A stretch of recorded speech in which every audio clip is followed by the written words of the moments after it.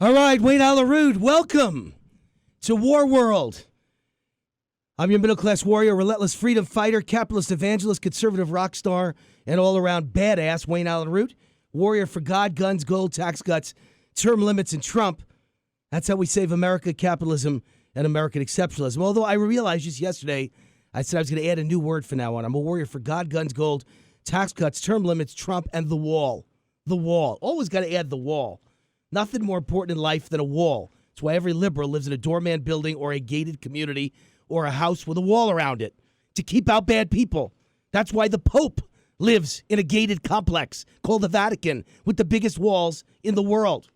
Or maybe the Pope should just invite every refugee in. Come on in, all of you, come on. The Pope just invited everyone. It's like when I used to live in Malibu, California. One of my neighbors was Martin Sheen, the ultra-liberal, well, really another word for ultra-liberal is communist, the commie-pinko radical Martin Sheen. And Martin Sheen at one point told all the homeless people, come on out to Malibu. We'll take care of you. Well, I lived in Malibu, and all my friends were liberals. I wasn't, of course. I've never been. But I was laughing at that because not one of them, they would have called the police 2 seconds after one homeless person stepped foot in Malibu. 2 seconds after. And I didn't notice Martin Sheen giving his address out, by the way. Mrs. Sheen, I'm sure, was not putting out the welcome mat for homeless drug addicts. Sorry. All right, my books, The Power of Relentless and Angry White Male, available at Amazon or any fine bookstore. My website, rootforamerica.com. Register for free. Get all my videos and all my commentaries at Root for America. The call-in phone number for this show, the most call-in friendly show in America, 702-546-4790, 702-546-4790. You can listen to us online, anytime, anywhere, 790talknow.com. 790talknow.com. Just click on the top, and War is on. And you can listen to every show if you miss it in your car, if you miss it on your phone, if you miss it on your laptop, if you're not available from 3 to 6, you just go to my new YouTube channel, War Now Radio, and every show is archived, and you can listen to all 3 hours of every show that you missed. This show is sponsored by Swiss America, the gold standard, the number one precious metals company in America. Contact Swiss America at 800-BUY-COIN, 800-BUY-COIN, or go to SwissAmerica.com.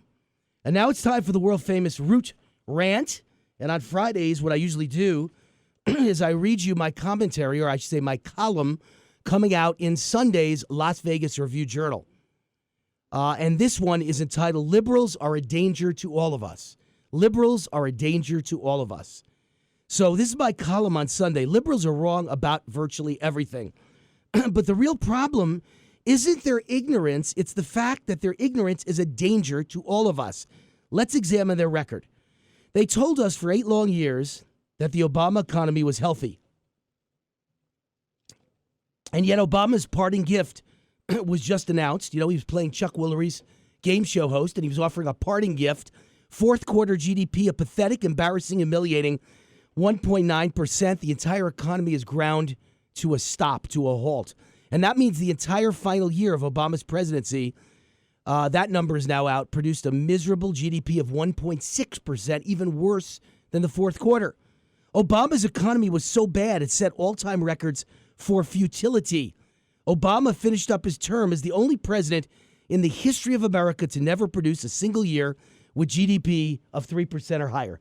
The only president in history to never produce a single year with GDP, gross domestic product, of 3% or higher. Obama's record is worse than Herbert Hoover in the depths of the Great Depression. Herbert Hoover.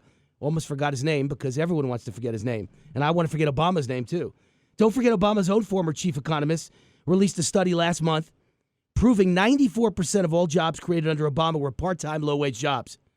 This is proof positive we need to keep liberals away from the economy at all costs because they not only hurt themselves, but they're dangerous to all of us. Their ideas damage all of our incomes, assets, and quality of life. But I'm just getting started. Don't liberals always tell us all day long how important climate change is, and climate change policies are about fighting the scourge of global warming? Obama said it every day. Harry Reid said it every day. They're both liars. We only have to look at Spain. That country changed their entire economy to become the green energy capital of the world in the early 2000s. Isn't that exactly what Harry Reid wanted Nevada to do? The result in Spain? Economic devastation, middle-class ruin, jobs destroyed like never in history, pensions in ruin, unemployment rates of 35%, for young people unemployment rates of 65%. Well, the truth about climate change has finally come out of the closet. It came out of the lips of a liberal leader yesterday. UN official Cristina Figueres admitted the UN global warming agenda has nothing to do with climate. She said, and I quote, "It's about intentionally destroying capitalism." Intentionally destroying capitalism. And I'm not the only one who repeated the line twice, just to make sure we got it right. They asked her, did we just hear that right? And she said, yes, it's about intentionally destroying capitalism. We've got to change the way the world's economies have worked for the last 150 years. Now, keep in mind, in the history of the world, economies have only worked for average people for the last 150 years because of this new idea called capitalism. Before that, there was feudalism, there was socialism, there was communism, there was Marxism, there was fascism, Benito Mussolini. None of them ever worked. Average people were slaves until capitalism came along. She doesn't like that. Liberals don't like that. They're desperate to change it. So out of the mouth of babes comes the truth. There was the first time you've ever heard the truth. And I ask in my RJ column, is it possible? Is it possible Obama's entire agenda for the last 8 years was the same thing? He wanted to destroy capitalism. Doesn't anybody get it? I went to Columbia with Obama and all my other classmates, class of 83, and they all said the same thing. They wanted to bring down capitalism. So when Rudy Giuliani said Obama hates America, I basically agree, by the way, but forget that line for a minute. Maybe it's slightly off. Maybe liberals do love America. They just love America the way they want it, which is a socialist nation.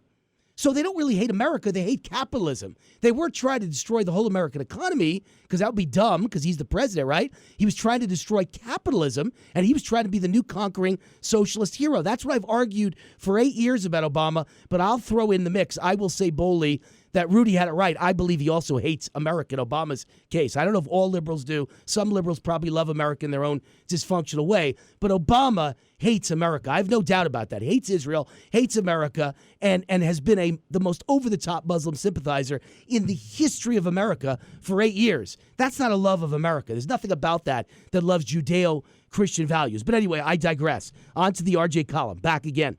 Didn't liberals sell us on the value of the Iran treaty? Republicans like Donald Trump and myself called it, and I quote from many of my articles, the worst deal ever negotiated in world history. Sure enough, Iran violated UN sanctions with a ballistic missile test only days ago. Iran cheated again. That was the third time they've been caught. How many times have they done it and not been caught, right? Obama trusted the most horrific, murderous, terrorist-friendly regime in the world. How did that work out for him? Finally, there's Trump's temporary ban on immigration from 7 of the worst terror countries in the world. And liberals are up in arms. Now, here's the important part. If you read the RJ every day, a tourism official even voiced his fear that this could hurt Vegas tourism. Really? That's what keeps liberals up at night? As I write this column, a Muslim terrorist wielding a machete and screaming Allahu Akbar, what else would you scream? What are the 2 words everyone hears before they're about to die? Allahu Akbar. Screaming Allahu Akbar tried to commit a terror attack at the Louvre, the famous Paris museum. Radical Islamic terrorism is the only thing that could damage or permanently destroy Vegas tourism, and we only need to be wrong once. Banning or extreme vetting of Muslim immigrants coming from Sudan, Somalia, Yemen, Iraq, Iran, Libya, and Syria. Remember when they called the Yankees Murderers Row? 1927 Yankees? That's Murderers Row. In the name of protecting our country, vetting those people so our children and our Vegas tourism industry will never have a terror attack, will never die, will never suffer a disaster, will never destroy our image or our brand.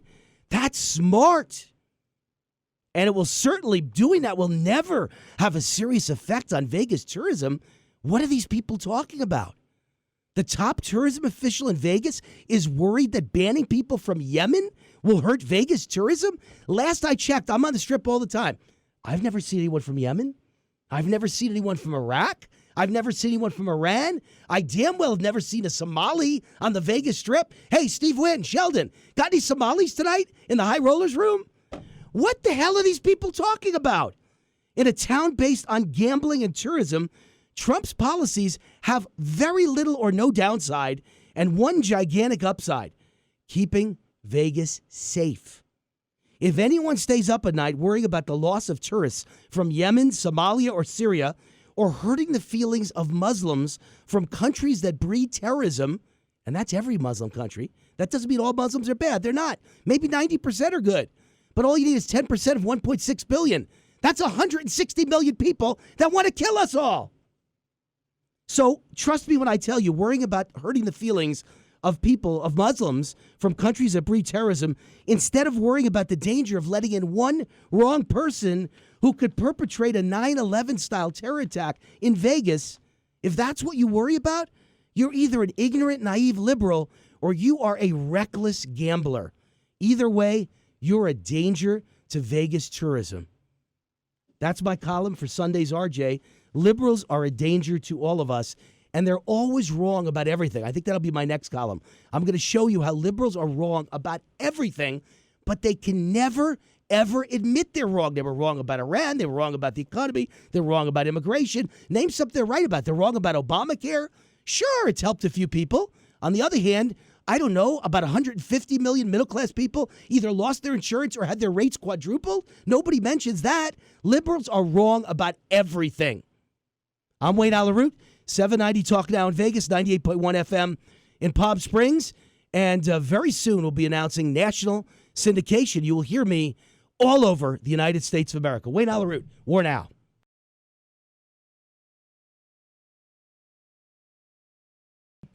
All right, Wayne Allyn, War Now. The 3 o'clock hour, we've got our first guest on, Michael McDonald, the Nevada GOP state chairman, and a great guy and a good friend of mine and a good friend of the show. Michael, welcome to War Now. Who's Raider helmet? This is awesome. I just noticed I stood up. I'm like, yes. By the way, I wasn't sure we were going to talk about that. Brings up another point. That's awesome. Now, you're much more of an insider with local stuff than I am. Are the Raiders going to come here now that Sheldon backed out of the deal? I had much more confidence when Mr. Addison was in the deal. The deal's certainly in trouble now, Well, right? You know, I think we have big families that are still involved. I mean, you know, they have an opportunity to have that kind of money. I mean, who has $650 million? Fertitta? Yeah, well, there's you and maybe Fertitta's and a couple. Yeah, I wish it was me. You know, it's just laying around. But, you know, there's no incentive. You know, they went Right. to Mr. Adelson and said, look, okay, we're going to give it to you for $1. Well, I'm going to put up $650 million of my own And money. I get $1 rent per year. Yeah, I didn't build one of the most biggest corporations, largest corporations in the world just so I can get $1 back. Right, but what I don't understand, here's what I've been saying on the radio. It's just a guess. It's only a guess.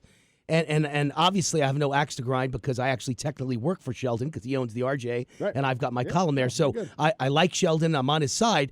I believe from the very beginning Sheldon did this because he believed he'd have an option down the line to buy a piece of the Raiders as part of the deal. Just a piece, maybe a third, Right. maybe a fourth, Right. for his two sons. And boy, if I was Sheldon's sons, I'd want to own the Raiders, right? And I believe he always believed that. And then when the commissioner got involved and said, everything's great, we'll take your money, but you are never owning in this league. You never. We won't let you in our country club because you are touching that filthy thing called gambling. Right. Sheldon said, oh, okay, have a nice life. Screw you. It's just the And whole that was thing. it. That was it. To me, that was what happened, I think. Clearly, he was a visionary. We were trying to bring. Remember, a couple years ago, I was with you on your show. We were trying to bring the Raiders here, or not the Raiders. I mean, the convention here. Yes. Before the Raiders. The GOP, yeah, the GOP before convention. the Raiders were ever on the Yes. highway. And we needed a stadium. Mr. Addison looked at it. He was actually almost ready to build a stadium then. Wow. I mean, he has visionaries. I Yeah, mean, well, of course. He came from. I mean, Look, he's one of the brightest men that's ever walked the Yes. earth. Him and Donald Trump are like right up there with like Yes. the top 50 humans in the world's He history did of it. geniuses, He did you it. know? I mean, it's one of those things, whether you love him or hate him, he Right. did it. And that's the one thing about it that, look, Goodell I have a problem with anyway. I don't think he has a spine. I mean, Right. he makes $35 million a year. He kowtowers. He has no everything. spine when his players beat up their women, but he has a spine against gambling like which How I've about never when they kneel seen before before. the national anthem? Right. You know what? He didn't do a thing. We got veterans on there. You're kneeling them. Right, he didn't do a thing. What about when was it Bouncy or whatever Beyonce last year when Yeah, I made yeah. those comments about cops? Well, do you have any idea what Lady Gaga's probably going to Why do is she tomorrow? there? Right. Step up. You're the commissioner of football. Put your foot down and say, look, I don't care if you love him or hate Mr. Trump. He's the president of the United States. Sorry, guys, get over it. You know what I hear? I mean, I have good inside connections in you do. showbiz. Yep. and they tell me that Lady Gaga is going to walk on stage with a Muslim hijab on her head to show how Donald Trump is a racist and she stands with the Muslims. In the halftime of America's show during the Super Bowl with all guys like you and me. Look, who likes football? Right? American men who are macho, who vote Republican predominantly. She's going to walk on stage with a hijab. You know what? I've been playing football since I was 5 years old. You and me both. This last year, when that idiot kneeled. Stopped watching, probably. I canceled my subscription with DirecTV. Ratings are way down. And I would not watch it. I wouldn't watch a Monday night game. And you know what? I was like a crackhead withdrawing, and then I got better. Right. I really would. I focused more on got more on time issues. for life. Right. I mean, you figured all the games. I focused more on college. You and I, we like to bet. Yes. We focused on that. I still bet on NFL. I still bet on NFL. I couldn't do it. I'll be betting on Super Bowl, but my point is, they won't acknowledge. Goodall won't acknowledge. That's what caused the drop in ratings. I gotta go back and backtrack. Let's talk about betting. Yes. Against the odds. Against all odds. So all your listeners need to know, who was the man that bet on Donald Trump? You. Well, both of us did. You bet on Trump, too. I'm saying you actually I laid money down. Oh, I put real money down. Yes. Seriously, just to show you, Vegas, that was awesome. Just to show you that liberals are as delusional and as stupid as I always say. Right. So I made a bet. I made many bets. He literally put his money where his mouth is. Ladies and gentlemen, where his money, where his mouth I was. made legal bets in England, Yes, but I also made a bet with a professional poker player here in Vegas, and I won $10,000 from that bet. And you know his answer was, I can't pay you. His claim, and my buddies verify it, is he was so certain that it was a lock and Hillary had it that he bet $200,000. He lost $200,000 betting on Hillary. Never occurred to me he could lose. He doesn't have the money to pay everybody. He stiffed everyone, and now he's thinking about going to get a second mortgage on his home. This guy a friend of yours? No, he's not a friend. A friend of a friend helped me make the bet with him because he said, I got a guy who's a professional poker player who bets thousands a hand. He wants to make a bet. He didn't realize he had made a bet with everyone in the whole town, and he had Hillary with everybody, lost $200,000, and has no way to pay a $200,000 bet. Wayne, I'm going to tell Liberals. you, I got something for you, my man. I'll go find somebody. Yeah. Really? You make a bet and you can't pay it. This is Vegas. I was going to pay if I made it. So believe me, I'm taking care of it as best I can. I'm not breaking anyone's legs. I'm making sure that he pays a little at a time, Right. But it's just come over and mow your yard. But doesn't it show Democrats were so certain because they believed the lying polls? And those are the same polls, Michael McDonald, that oversampled Democrats by a mile that now show that nobody likes Donald Trump. He's totally unpopular. Really? Right. Not last I checked. He's wildly popular. Wildly popular. You can go to college campuses and you go to the people that want the participation trophies. We literally just today we were out and about. We're out in the community all day. We were at everywhere from a fast food restaurant in working with car washes everywhere. And these people all, because we walked in, they knew I was with Trump. They all want, do you have any extra stickers? Do you have of course. And they find out, Kev was over there saying, hey, you know what? We went into a mailbox, et cetera, talked to them, dropping off some stuff for some charities for the schools. And he says, hey, because you're the Republican chairman. Yeah. Good job with Trump. Things like that. Look, you can take the West Coast the limousine liberals and the East Coast. We don't care about them. I don't care about them. Because you know what? And these people that are starting fires, you Berkeley, call Trump Columbia, racist, you call them, but you're the one. They're all snowflakes. Look, they're all snowflakes. You didn't see any Republicans do that. Right. I mean, look, there's no one's going to agree 100%. This is the problem. There's snowflakes. I saw today, I'm a Columbia University grad. Yeah. And everybody was a commie there. It was terrible. It was awful. I had a miserable 4 years. Say, how did you even horrible, that? horrible. So I just saw today, I saw a little thing, you know how you're reading the internet and there's little stories on the side. You click on one if it's a headline. And the headline was 5 students commit suicide or suicide epidemic at Ivy League University. So I clicked on that. I wanted to see what that was about. My college, Columbia, 5 students have committed suicide in the last 3 months.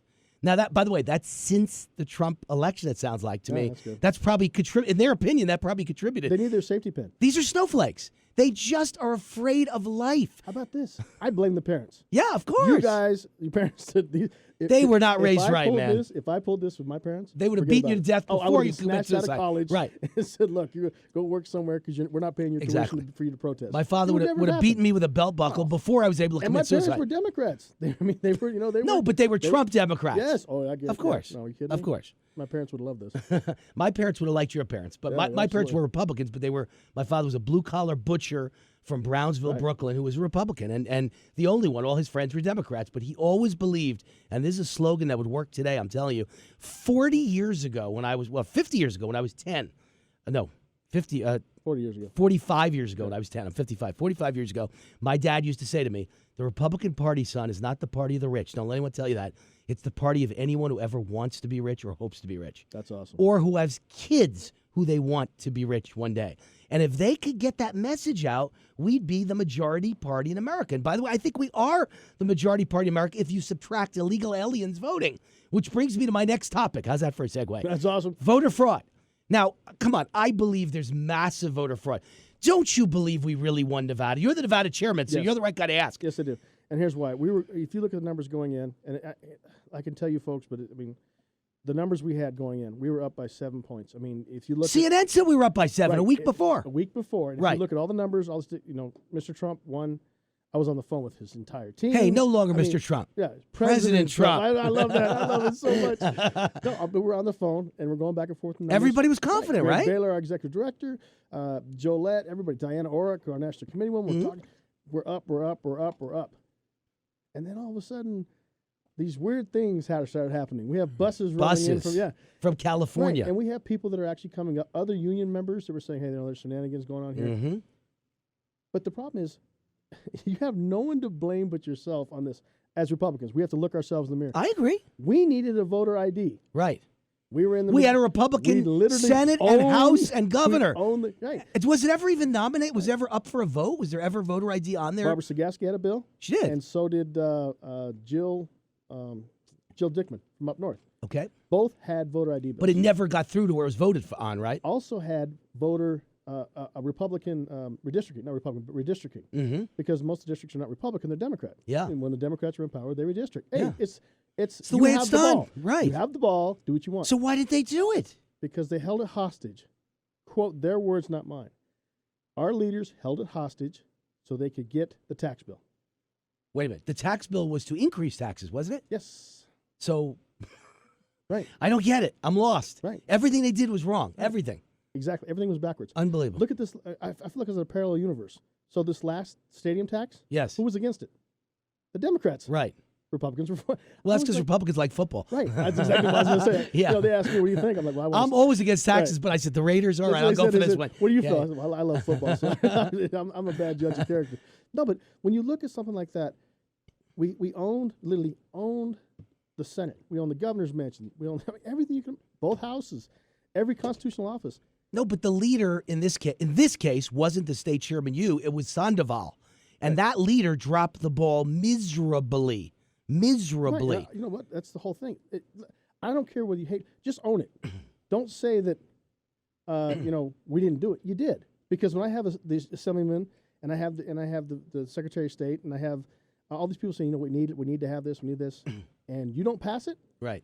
Don't blame us. I can only fight with the weapons you give me. Here's why I believe voter fraud. I'm not a fact guy as much as I'm a gut instinct guy. And my gut instincts are right like 98% of the time. Right. And I picked Trump to win the election, as you know, when no one else believed. That's right. But I had no facts. That was a gut instinct from speaking to people on the ground, and also from my friend's wife, who's a taxi driver, who said, I got a better poll than all the big shot Amen. polls. Amen. She said, I ask every person that comes to my cab who you voting for, and they're all for Trump. Right. She said, I'm telling you, the real polls are wrong. They're lying. They don't have it, etc. So anyway, my gut instinct is this. If you look around the United States at all the states where Donald Trump had massive, successful rallies where people loved him and, unadulterated love for Donald Trump, idolized him, whatever word you want to use, mega raucous rallies. He won every one of those states. They may have been close, but he won Florida, he won Ohio, he won North Carolina. Yeah. He had the same kind of rallies in Nevada, right? You and I were at all 6. Right, remember? And he didn't win. We opened for him. Right, I know. Everything's going to be bigger. I opened and he for him did. in It's the California. only I was down in state, Florida. right? Like, we actually had bigger crowds right, than they did in those states. Than we did down there. And like, we were the no only way. state that didn't win with those kind of crowds. I don't buy it. I'm telling you, it was voter fraud. The Harry Reid machine is voter fraud. And I don't know what the scam is yet. It might be as simple as not really, when people think of a scam, they think of like John F. Kennedy, Lyndon Johnson stuffed ballot boxes with the mafia in 1960, or they think of voting for dead people, things like that, right? And it may have been buses coming in from California, but I think in the end, the main scam is the simplest one in the world, and that is everyone that goes to DMV to register to drive and get a driver's license also gets handed a voter registration form and never gets asked, are you a citizen or not? Same thing at the welfare office. If you go for food stamps, they just give you do you want to register? You have to have an ID. You have to have an ID prescription drugs. But they got their ID from their driver's Right, but license. that's my point. They're saying if we do this, Right. it will disenfranchise minorities. No, it won't. They all have can't IDs. fly, Everyone has you IDs. can't Right. cash a check. You can't get on a bus. You can't get your prescription. You can't buy cigarettes. No, you can't much buy better than alcohol. that. Come You on. can't get your food stamps, your Obamacare. Exactly. When I go to the doctor, the first thing they ask is ID, please. Photo ID. Right. And Photo this ID. was when they first started Obamacare 2 years ago, 3 years ago. And I said, "Are you asking this of everyone?" Yes. You mean I can't? No one could see the doctor without photo? Yeah. Well, of course, Obamacare demands you have to have photo ID. Correct. That's when I knew the scam. That's the scam right That's the there. scam. Every black, poor person of color, whatever, women, gays, disadvantaged, whatever word Democrats want to use.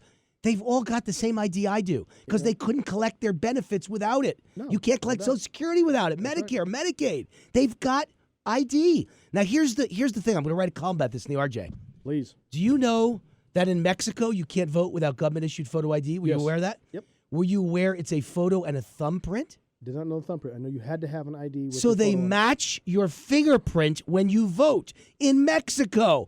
So, number one, if Mexico is a third world nation filled with poverty, if they can do it, what excuse is it that America can't do it? And number two, one of the excuses America can't do it is it's racist to Mexicans. Well, in Mexico, Mexicans do it. How could it be racist to Mexicans in America? Careful. Wayne, you know what? Chuck Schumer's going to start crying. You bring this Yeah. to him, he'll get on the string and start crying right now. You're exactly right. Common sense is not common. Common sense is not common. With Democrats, no. But, we have our own problems in the GOP with the establishment type. So I always used to say, thank God for Michael McDonald, because we've got a good guy, great guy running the state, the right kind of guy running the state.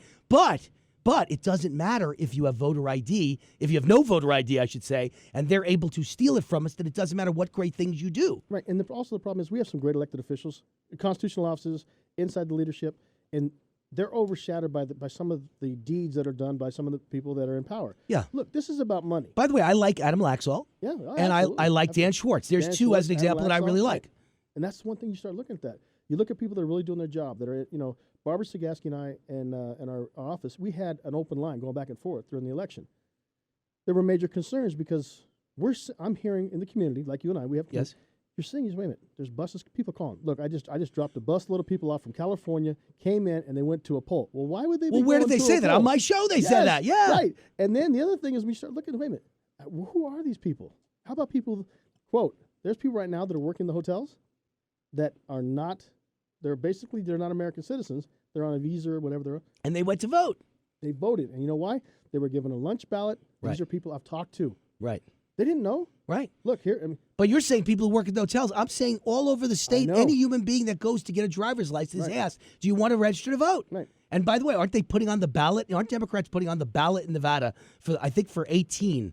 One of the ballot initiatives is going to be, no longer even need that. The initiative is you just automatically are registered to vote. You're not even asked, do you want to register to vote? If you go in and get a license, from now on, you will automatically be registered to vote. Right. Can you imagine? They want everyone who is not legally in the country to vote. That's their only chance to win elections. And so what I am going to recommend to President Donald Trump, as you and I both have a good pipeline to him, Yes. is national voter ID Yes. that overrules Yes. the Yes. states. That's right. There's got to be national voter ID and a national system in place that allows them to match up. Every state should be matching up the voter rolls with the rolls of people that are legal citizens. Right. And if it doesn't match, you can't vote. You can't vote. Simple as that. Why is that an issue? I don't know. Because they can't win. just don't get Because it. they can't win elections without it. They know they're cheating, and that's the way it is. 100% I believe that. All right. Because there's no way There's no way we lost that. We didn't in lose. 6 We days. didn't There's no way. lose. We didn't lose. You won. You won, Michael McDonald. But they cheated. All right. And I won. Because by the way, Absolutely. one thing I never heard anyone mention. I went and looked up Romney's totals and Trump's. We brought out, I think, like an extra 70,000 voters since Romney. Yep. But they brought out the same amount, so they won. So instead of winning by 120,000, they won by 50,000, whatever the numbers were. Here's the other What thing. was the final number? How did they do What it? did he beat Trump by? What was the number? 25,000? Yeah, What was we the number? lost by 2 points. Yeah. Right. So Romney actually lost by much more than that. So we really did our job. You brought out Yes. extra 70. I was on this 24 hours a day, my column. God you We were. brought Yes, out 70,000 extra. But we still Wayne, think lost about because it. they have How did we illegals voting. lose? How did Because we they have lose? illegals voting, I'm telling you. But That's think it. about it. Think about it. Their convention was in turmoil. Right. Okay, 4 years ago, our convention was in turmoil. We had the best convention in ever. Yeah. We had the best caucus. Quote, the RNC says we had the best caucus nationally. Best caucus nationally. With Chris Carr and everybody, I mean, they did Well, we had the phenomenal only job. caucus where Trump did great. Yes. And we still didn't win the state. Makes no sense. No. Let me go to an ad break. Stay here. Don't go away. Right. Don't go away. Wayne Allyn, War Now, 790 Talk Now, 98.1 FM Palm Springs. We got Michael McDonald, state GOP chairman, who did a great job.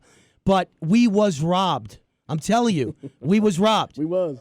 Don't go anywhere, because when we get back, I got some really, really important terrain to cover with the state GOP chairman about Donald Trump.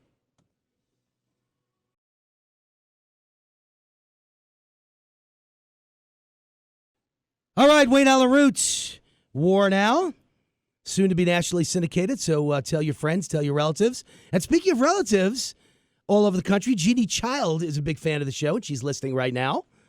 And she's a good woman, good lady, and thank you for listening to the show. We really appreciate your listenership. Great lady. And appreciate every one of you listening out there. So drop me a line. Let me know you're a fan of the show, and I'll thank you too. I'm at wayneroot@gmail.com, wayneroot@gmail.com. And Jeannie Child, thank you for listening to the show. You have a great son, by the way. He's a big fan of the show. We've had him on as a guest. He's a good guy. All right, we've got Michael McDonald. He's a great guy. You're not headed to Washington to work for the Trump administration? No, I had great opportunity. You want to stay here, I assume. I do. You know what? And I had. Here's the best thing about longest serving GOP chair in the history of Nevada, right? That says, yeah. You're a freaking glutton for punishment, I love my friend. the beating, I guess. I thought, we had a great board. Diana Ork. She's our national committee. I know woman. Diane very well. She's great. She's phenomenal. Great. She's actually the Nordstrom. We're talking about on the break. We're talking about Uber and Lyft. And Yeah, all these other Nordstrom's idiots. been good, right? Nordstrom's been good, but today they're kicking out Ivanka's shoes. I thought they'd agreed to keep everything of Ivanka's. They weren't should. bending. What made them bend suddenly? Diana and Jolette, I guarantee, that's where they buy their shoes. Yeah, the yeah. shoe department's going to go out. They're going to put them out of business. You're going to see Nordstrom's going to go on the rack all of a sudden. I want to drive Starbucks out of business. Screw them now. I won't go there. Yeah, screw I them. won't go there anymore. No, it was we have some very talented people that went from this state. Charles Munoz, Tim Williams, Jesse Law. I forget What's Munoz doing in the administration, by the way? I don't even know. He's like he's the EPA liaison from the White House. Cool. I mean, he's moving, and then Tim, I believe, is coming out of. He's going into Interior. Jesse's with the bank. I mean, it's big key positions in Nevada. Wow. And I'm saying, well, Mr. Trump loves Nevada. I mean, look what he did for us. The only fundraiser held for any state in the union was yours up in Lake Tahoe, right? Exactly. We have a great, anytime I call him, he always calls back. He answers the phone. Now I got to go through Secret Service to get, so it's, it's all changed. But they did a great thing, and this is something I had a chance to tell you. We're back in D.C. together. When I was leaving when you were coming in, I was going to another event. They had a talk show host. They call us the Mean 15, the original 15 members of the Trump. And it was phenomenal. And I was like coining the phrase, and we are talking about, how does it work? I said, well, in Nevada, I said, we had some great people. I said, Wayne and I were like, they looked at us like we were idiots. Idiots. They said, you two, you're so far right. And this, I said, I'm not that far right. I said, Wayne's our conservative guy. I mean, my job was to make sure everybody had an opportunity at the state party, and everybody does. I mean, they came in, they all came back. Mr. Trump was the outsider. That's the reason I loved him. Plus, we had we had a relationship earlier. I said, Mr. Root has a relationship with him earlier. We knew the guy. Right. Great guy. I know what he can do. He's going to be the best president. He's going to be the best president in modern history. Well, what's bad is I was born and raised here. I had friends of mine must be something in the water.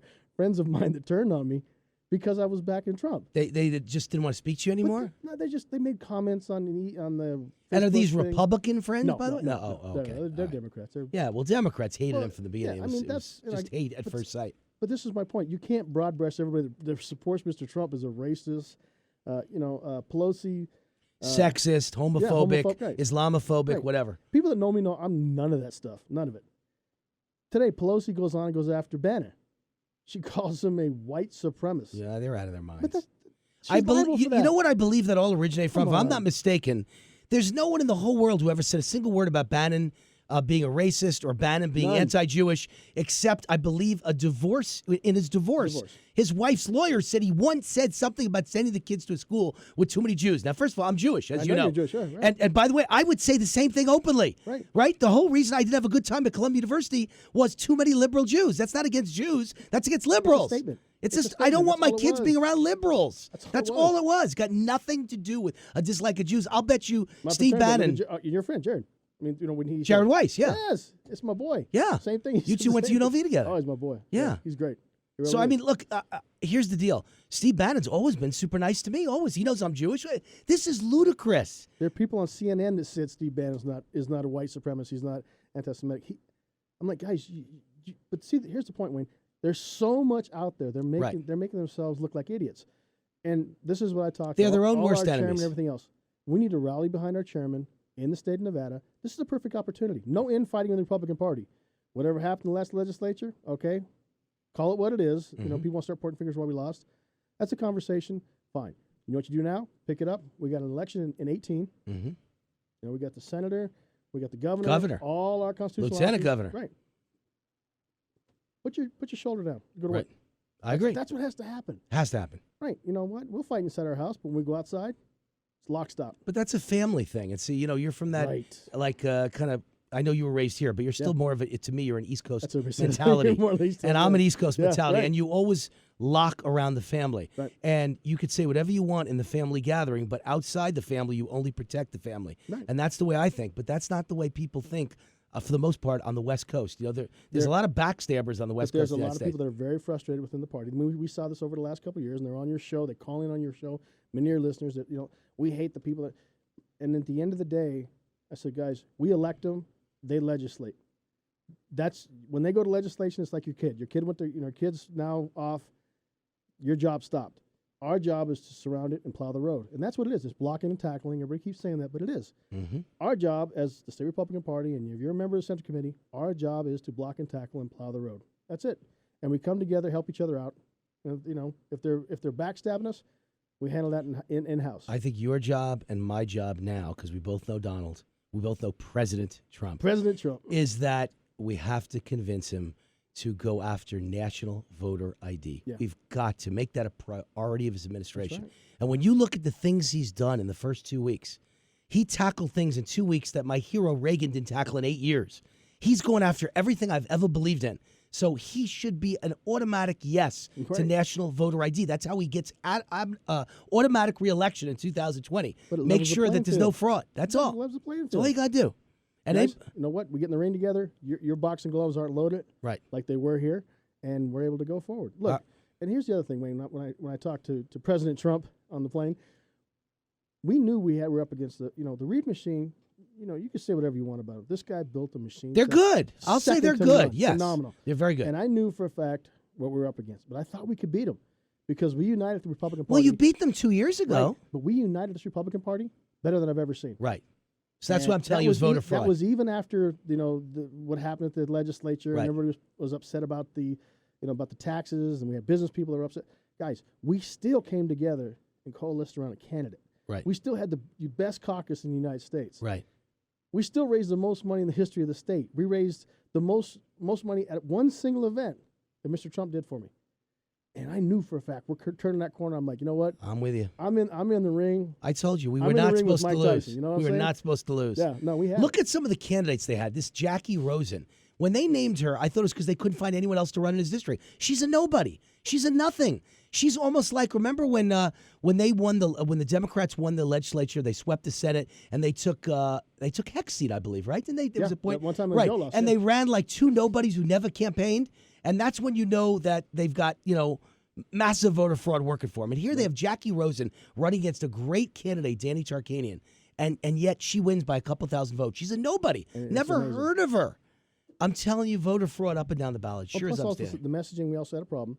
And I think, this next time we know, and President Trump's been able to call us around that.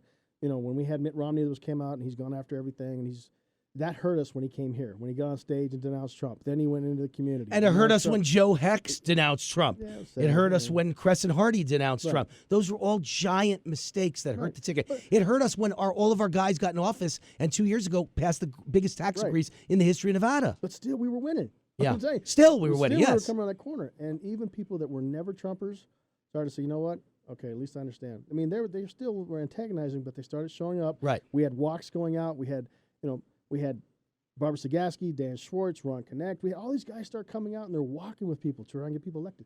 That's what it's about. I'm because telling when our you, leaders are there walking, you think, you know what? I feel good. We won it fair and square. You won it fair and square. We lost it due to cheating, and I'm sure as I'm standing here. All right, Michael McDonald, thank you for coming on. Always a pleasure. Great to have you guest, so my when man. We're on, I want to call it like McWar. McWar? You're McWar now? Is that the deal? It's War and McWar coming to you on War Now. I'm a little War. It's War Now and McWar now, go, right here at 790 Talk Now. Michael McDonald, state chairman, who I think did a great job, Thanks, and man. it's just unfair that we lost this thing. But you know what? We're Republicans, and we understand. We're not snowflakes. Oh, I'm coming. Unfair? I don't care. We're just going to coming kick for your you, ass 18. next time. I'm coming That's for you, it. 18, baby. That's the attitude I want. Absolutely. He's hungry. He's angry. He's coming after the belt. I want that. I want that Good belt. man. That's right. Good man. All right, Michael McDonald. Thanks for coming on, man. God bless. Appreciate it. Wayne Allyn Root, War Now.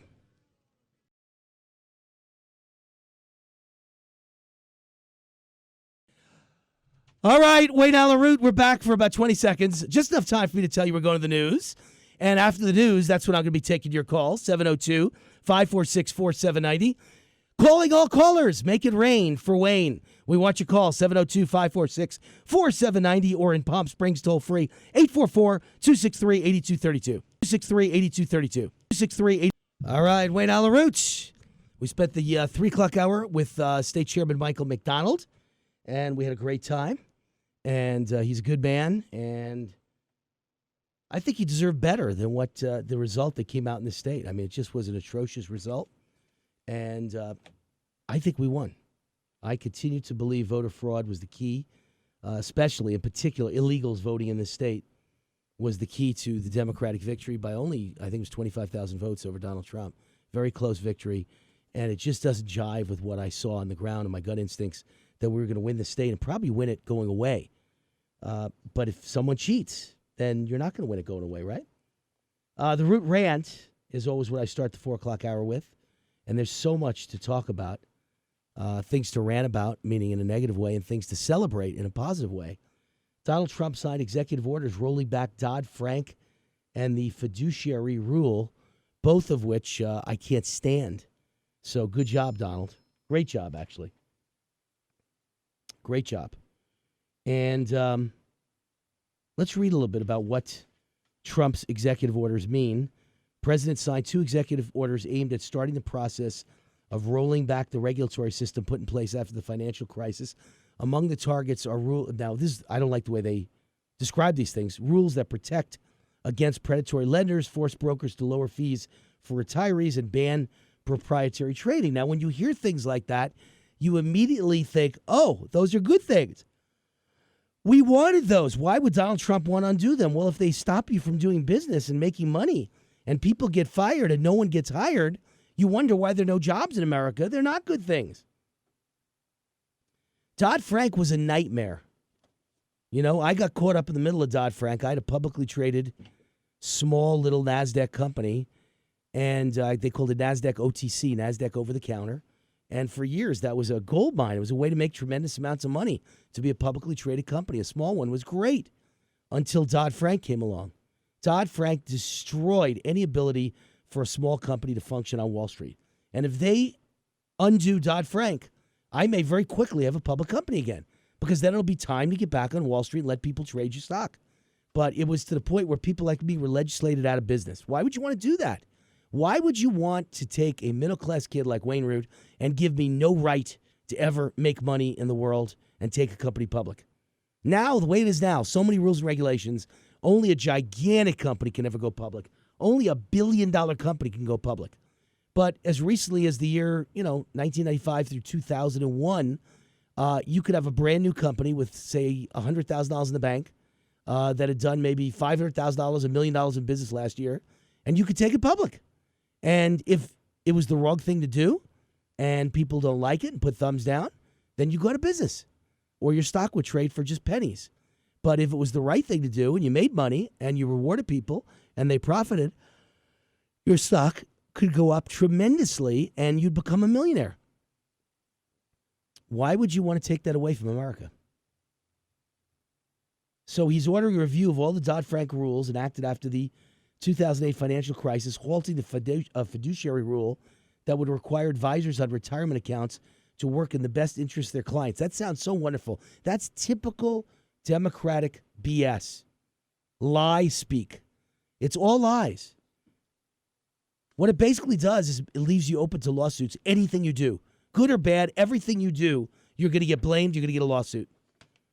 Let me tell you, stockbrokers recommend lots of losers. Anything you recommend that goes down, lawsuit. This is all stuff enacted for one reason and one reason only, to help lawyers. And lawyers are the number one contributors to Democratic candidates. So they pass thousands of regulations to the point where no matter what you do, you're violating some regulation, and the government can come after you. That government bureaucrats love that. And you need lawyers to defend you, and lawyers love that. Or you pass things that make it so easy to sue that all these ambulance chasers get to, people are just lined up for lawsuits, lined up. So with the president's stroke of a penny, unleashes a process to undo many of the rules that businesses find irksome, as Bloomberg put it. We're going to attack all aspects of Dodd-Frank. Gary Cohn, former Goldman president, director of the White House National Economic Council, said Friday in an interview with Bloomberg Television, we're going to engage the House, we're going to engage the Senate, we're going to reform the regulatory process. We could do quite a bit without them, but the more help we get from Congress, the better off we're all going to be. Great news. And while it'll take a while to fully roll back the legislation, we're confident Wall Street is already preparing for the next big push into prop trading, major re-leveraging, blowing a whole new set of asset bubbles and all those other things which brought the system to near collapse less than 10 years ago. So that's the commentary, liberal commentary in this article. But the reality is, in my opinion, they're not understanding that the only way for a little guy to ever get rich was to take a company public on Wall Street. And I don't mean an IPO, because only little rich spoiled brats ever get to do IPOs. You ever notice every IPO is some little rich spoiled brat whose daddy's worth $1 billion who went to Harvard or Stanford. That's who gets every single IPO. And that's who becomes a billionaire. But guys like me, who are the son of a blue-collar butcher, my only shot to get rich is to go to the same place as you, Wall Street, but I can't do it with a fancy IPO at $45 a share. I got to do it with a penny stock on a NASDAQ OTC board. And I did it, and I successfully did it until Dodd-Frank came along, and suddenly my legal fees were $250,000 to $500,000 a year, and they put me out of business. That's exactly what happened. I hate Dodd-Frank. I hate it with a passion. All right, some other things in the news. The machete-wielding man shot at the Louvre Museum in Paris after attacking a soldier and shouting, Allah Akbar. What else is new? Does that surprise anybody? That's like, how do you know when you're going to die? When someone screams Allah Akbar, get ready to die. The man was carrying bags when he attempted to enter the shopping mall. After being denied entry, the man stabbed one of the soldiers, injuring him lightly. Soldiers then shot the assailant 5 times, including once in the stomach. The assailant is in custody, and the Louvre attack was considered terrorist in nature. That's the French way to put it, terrorist in nature, meaning it was a Islamic terror attack. Every attack starts with screaming Allah Akbar. Every attack. Liberals can't admit that. Donald Trump already having a great effect on the economy. You've heard me rant for a year now that Obama has created the worst economy in history, and every time you wake up, it's a new jobs report that says 200,000 jobs, and it's all lies. It's all lies. Are there really 200,000 jobs? Sure. There's 200,000 new part-time jobs, and then the same month you lose 300,000 full-time jobs. They don't tell you that. So all of a sudden, Trump is president for 1 month, not even a month. He's only been in office 2 weeks, but the first month he's in office is January 17. And the first jobs report that encompasses that month, that includes Trump. Americans not in the labor force plunge by a record 736,000. Under Obama, it always went up by 700,000 a month. This time it went down by 700,000 a month, meaning 700,000 people somehow wound up with a job. Somehow, somewhere, they're no longer not in the labor force. And not only were 227,000 jobs gained total in the jobs report, full-time jobs soared by 457,000 to a record high, and part-time jobs tumbled by 490,000. The exact opposite of what happened every single month under Obama for 8 years. God bless Donald Trump. Great news. Happy days are here again. Let me read this not in the labor force plunge. I want to see if it explains why. Well, Trump has personally expressed skepticism about the validity of payroll reports, and especially the seasonally adjusted establishment survey. One aspect of the jobs report he's been especially focused on is the number of people who are out of the labor force for economic reasons.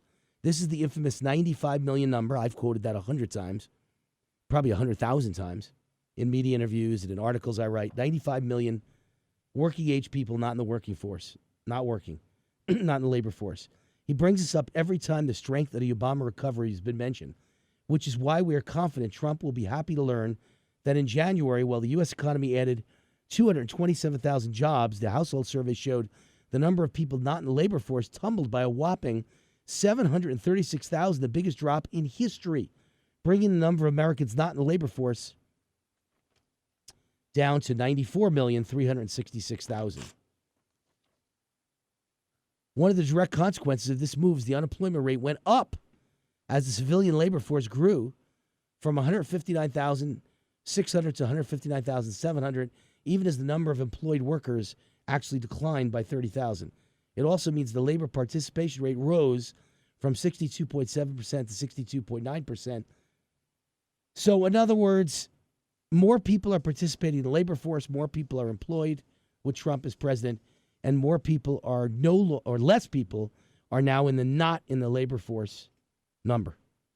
Good job, Donald. All it means is that anticipating Donald Trump taking over as president of the United States, businesses are in a great mood and they're hiring again, and people are in a great mood and they're looking for work again. They're no longer not in the labor force, they're out looking for work. Doesn't mean they got a job, but they're out looking for work.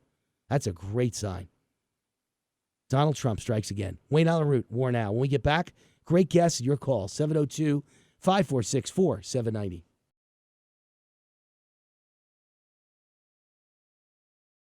All right, so Wayne Allyn Root, we'll get a guest on the line very soon. In the meantime, we're taking your calls, 702-546-4790, 702-546-4790. The lines are open right now. There are people on the line, but there are openings for you to get in. If you call right now, I've gotten in the habit of doing this, and everybody immediately calls. So I guess you're waiting to hear. You're not going to have an hour wait, which makes sense. So call us now at 702-546-4790 or in Palm Springs, 844-263-8232, and you will get right on the line. Line one, we got Gino. Gino, you're on with War. How are you? Wayne, hi. I spoke to you once before about George Soros, and you put me in the right direction at that time. You said we're going to need to wait until Loretta Lynch is out. Now, I don't know if she's out of there or if we need to wait until Sessions is approved, but this rioting and what happened at UC Berkeley, that group that came in, they came in from Oakland, and I'm convinced that they were funded by Soros. Therefore, my idea when I spoke to you the last time is I don't know why we can't drag him in by using RICO. Well, I'm not a lawyer. It's not that I disagree with you. I think George Soros is the worst influence in America. He's a traitor. He's probably guilty of, I don't know what the term is, maybe sedition. Whatever the term is of inciting violence, of trying to bring down the United States government and the United States economy. But whatever the term is, I need to know legally, are you allowed to go after someone, or is it free speech and he can do what he wants and give money to who he wants and incite whatever he wants to incite as long as he isn't actually saying go kill somebody? So maybe you can, maybe you can't. I'm not an election lawyer. I'm not a lawyer. I don't know. I know. I know. I understand. In the First Amendment, it says that people can assemble, but it must be peaceably. It's not rioting. And now we had another riot at NYU, and I don't think it's going to stop. I also, this information I'm not sure is 100% right, but when Black Lives Matter met with Obama at the White House, Al Sharpton was there. And I believe that Al Sharpton somewhat coordinates the activity in the rioting of Black Lives Matter, and Soros funds it.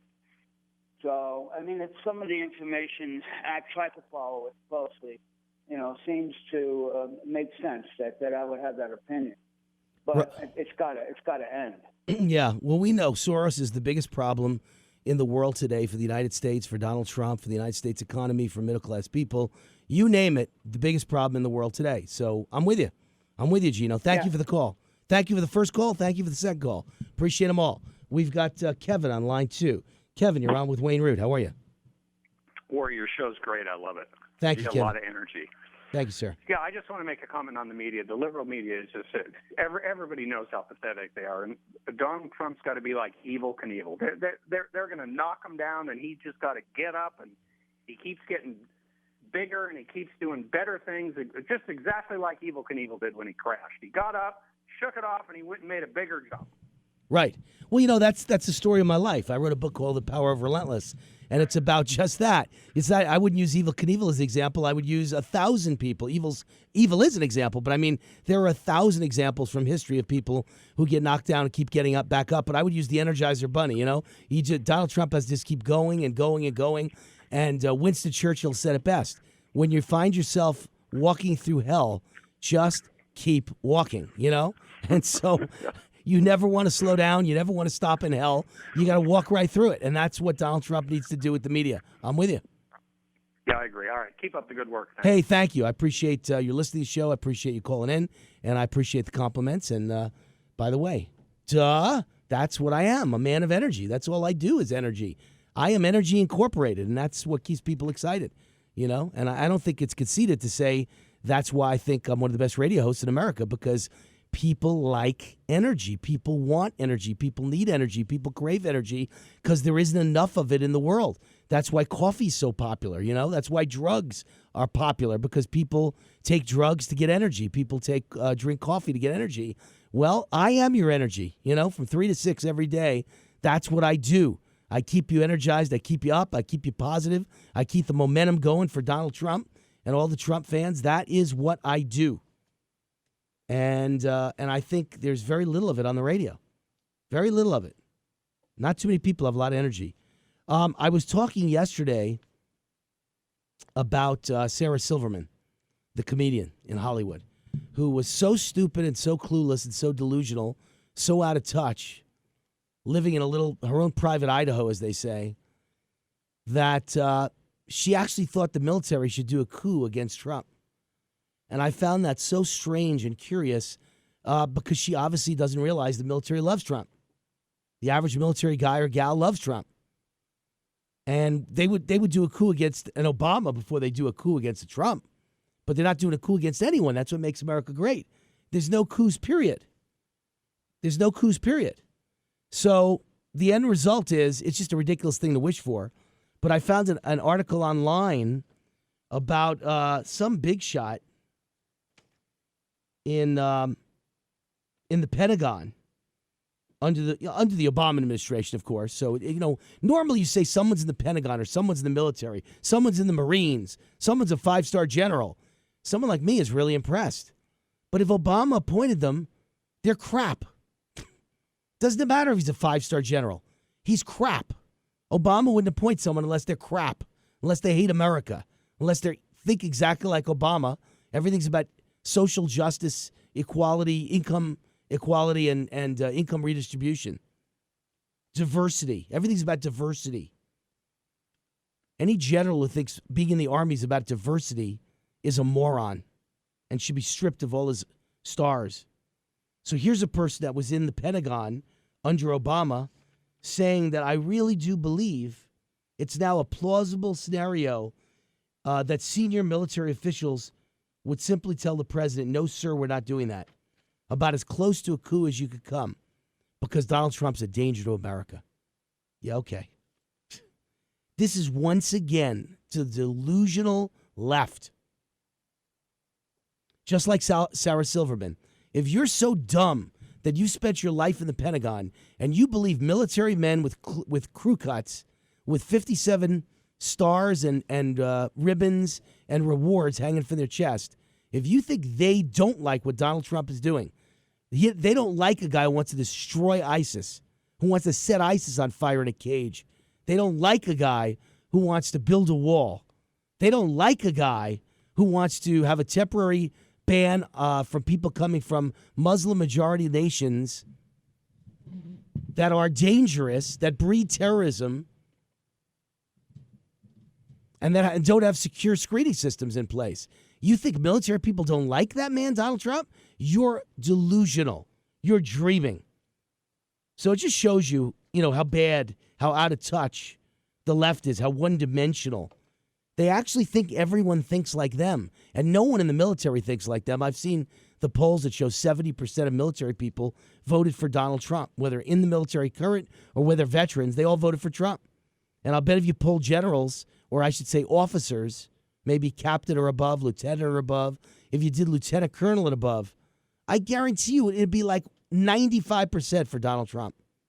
So they're not doing a coup, you morons. You're just clueless. You live in your own private Idaho. You live in California.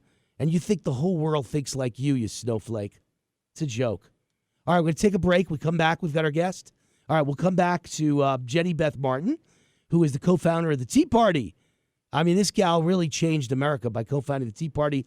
She'll be here to talk about Donald Trump's nominee, Neil Gorsuch, for Supreme Court of the United States. Wayne Allyn Root, War Now.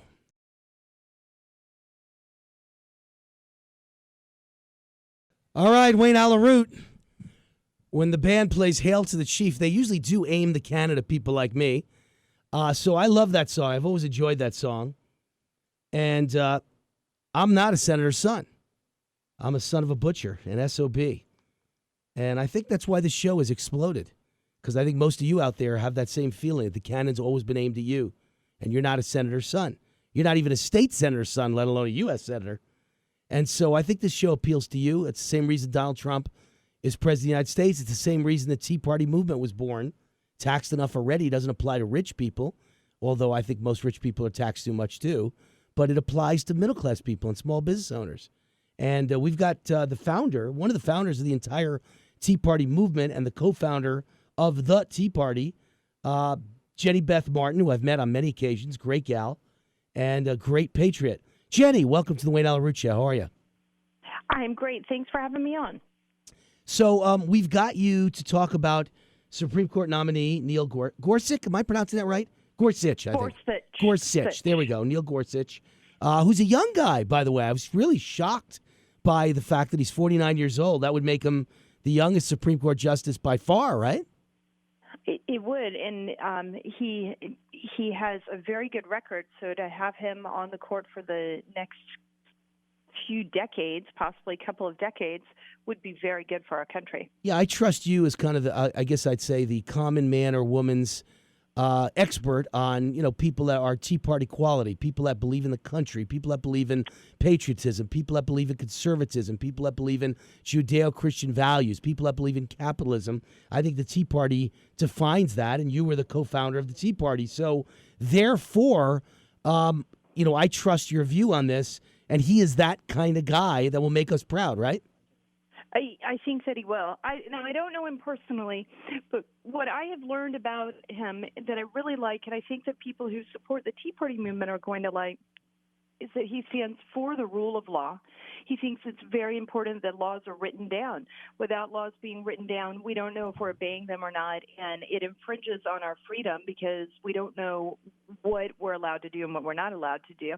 And he also says that too many rules and regulations infringe on our freedom because it just makes it so easy for those in authority to pick anything and tell any person they want that they're doing something wrong. And that appeals to me because he's talking about the rule of law and constitutionally limited government. And, we've talked about this before. The rule of law did not that's the essence of the issues that Tea Party patriots has encountered with the IRS and the targeting that happened to us. And that doesn't even begin to address all the other kind of issues that go before court. Didn't it freak you out as it did me when Obamacare came up to vote twice and the Chief Justice of the Supreme Court, who was supposed to be a huge George W. Bush conservative, winds up voting for Obamacare?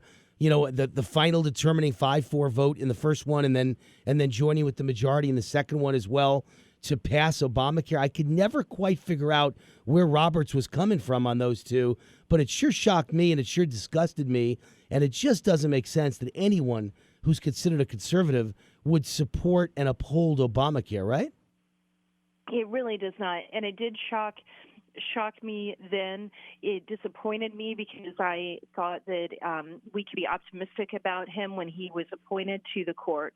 And I have to say that it creates it allows for seeds of doubt to happen even now, because you look at Gorsuch and he seems so great. But from what I've heard from everyone who knows Gorsuch, who is far more, I'm not an attorney, I'm a layman. And so for the people who are attorneys, who have studied constitutional law, who are conservative and want the Supreme Court to adhere to the original meaning and written text of the Constitution, they assure me that Gorsuch is that kind of. Yeah, what I've seen is he seems to be kind of a young Antonin Scalia. That's what he seems like to me. You know, he's the replacement for Antonin Scalia, and Donald Trump managed to find the new Antonin Scalia and a younger version of. So that's a fantastic thing. I don't know about you. I loved Antonin Scalia. He's probably my favorite Supreme Court justice. I do as well, and I would be happy if we had a court full of people like that, and full of people like what Gorsuch said the other day when the announcement was made. He said that if a judge likes every single decision, then the judge is probably doing something wrong. If the judge likes every decision that he makes, in order to apply the law as the law is passed and not to make new law, you're not going to like every law that's passed, but it's not the judge's responsibility or role to change the law. They have to adhere to what is written and apply it to make sure that it adheres to the Constitution. Right, and one of the other nice things about Gorsuch is that he was I guess kind of like an intern, a court clerk for Justice Kennedy, right? That is correct. He was, and so he's very well qualified. He has impeccable credentials. He passed the United States Senate to be on the bench where he is now with unanimous approval. 11 of the Democrat senators who are in Congress today voted for him a decade ago. You know, something really interesting I've learned this week as we've been researching this is that Ted Kennedy is the one who created the plan and made it where Bork could not move through the confirmation process and move to the Supreme Court. Ted Kennedy is the mastermind of how to go about doing this. Well, Ted Kennedy was alive when Gorsuch was confirmed for his current position, and even Ted Kennedy voted for him. Right. Well, listen, all the people that voted for him, he was put in his position unanimously, correct? That is correct. All right, so all the people on the Democratic side who voted for him that are now still in the Senate are now on the warpath that he's the most horrible human being in the world. How could that be when they all voted for him? How is it possible that they're now all against him? And the answer is it's just pure partisan politics, and it's playing games, and it's fake news, and they're just trying to stir up trouble where there is no trouble because he's got a impeccable pedigree. That is exactly right. That's exactly what they're doing. And they're playing to their base, and they are generating and stirring up fear among their base right now. And we're seeing the results of that this week with what happens when you put fear in your base. It's one thing to be angry, but it's another thing to be angry and fearful and desperate. And the violence we're seeing this week is very, very concerning, and the Democrat senators are helping to feed that kind of emotion and frenzy in their base. Well, I call it Trump derangement syndrome, and it's going on all over this country when you see all these Hollywood types all just saying that Trump needs to be assassinated, Trump needs to be stopped, the White House needs to be blown up, Donald Trump and the bloody bedsheets of Ashley Judd, disgusting comments. And then yesterday, Sarah Silverman, the comedian, said, there's got to be a military coup. We're counting on the military to save us. And I just laughed. We're on with Jenny Beth Martin, one of the co-founders of the Tea Party. And yours is called Tea Party Patriots. It's your actual organization, right? That is correct. Tea Party Patriots. Yes, I think that was left off my sheet here in front of me, but it's not co-founder of the Tea Party. You're co-founder of the Tea Party Patriots, right? Correct. And who are you co-founder with? Who was your partner in this whole thing? Well, there were four of us. There was Amy Kramer, who went on to be with Tea Party Express, and then Mark Meckler, who's with Convention of the States, and Rob Nappel, who helped start Top Conservatives on Twitter. All right, so everybody's a great patriot, and they've all gone on to do great things on their own right. All good people, kind of like the signers of the U.S. Constitution. You all go on to do great things. I love it. And look, I just think when you see Sarah Silverman saying there needs to be a military coup, I didn't hear conservatives saying that about Barack Obama, certainly not publicly. And, Sarah doesn't seem to understand that I must know hundreds of members of the military, and every one of them loves Donald Trump and voted for Donald Trump and supports Donald Trump. She isn't getting a coup from the military. I'm sorry. They're on our side. Military is patriotic and conservative and flag waving, and they don't like the Sarah Silvermans of the world, the Hollywood groups, Hollywood liberals who open their mouths. They're not on your side. She's so clueless that she doesn't even realize the military's not on her side. The military's on Donald Trump's side. This is the kind of little box Hollywood liberals live in. They don't even know who's on their side or not. Right. Well, and they're not on the side of America. They don't love our country. Okay, I don't want to say that they don't love our country. I have no idea if love is in their heart. They don't have the same kind of respect for the system and the Constitution that we do.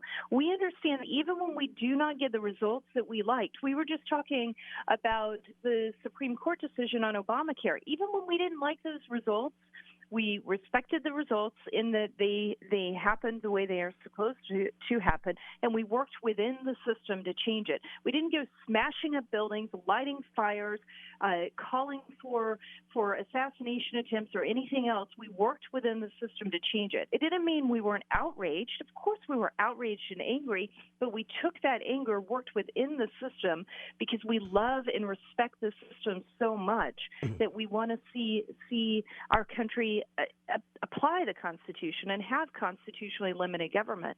And these people on the left, they don't even understand that when you do that and you have constitutionally limited government, you have more freedom. They want to be free. They just don't even understand how to be free. Well, that's because they don't really believe in freedom. They believe only in freedom for themselves. They don't believe in equality. They believe in equality for themselves. They want superiority. You and I both know that. They want to shut us down at every college campus in America. You're not allowed to have a conservative thought. You're not allowed to have a conservative speaker come in and give a speech, or they burn the place down. When the Trumps of the world give speeches, they literally want to stand outside and curse at the people that walk in and kind of encourage us to get in a fight and incite violence.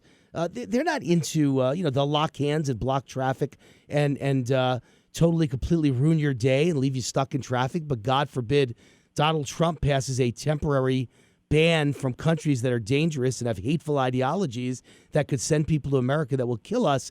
And a few people are inconvenienced. 100-odd visa holders are inconvenienced in the entire world who are coming to the United States, none of whom are citizens.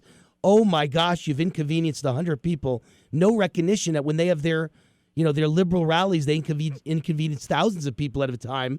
Or that Muslim terrorism has inconvenienced every American at every airport thousands of times each. I mean, I travel literally 100 times a year. So since 9/11, I've traveled like thousands of times and been inconvenienced because of what Muslim terrorism did to the United States of America. So you know what? I'm not that upset when when a couple of hundred people get inconvenienced because they're not American citizens and they come from violent nations. This is the Donald Trump derangement syndrome at its finest. That is exactly what it is. And on Sunday, they go to airports to protest. And I'm just sitting there thinking, every single American citizen who's going through the airports has to take off their shoes and pull out their bags and make sure they don't have more than 3 ounces. And if the machine goes off, you're getting felt up all over your body. Just to make sure that we're safe. And you're saying that we want to make sure that we're vetting the people coming into our country, and you have a problem with this? We're not saying people can't come in. We just want to make sure that the vetting process is in place. Exactly. We have to do this at our own airports.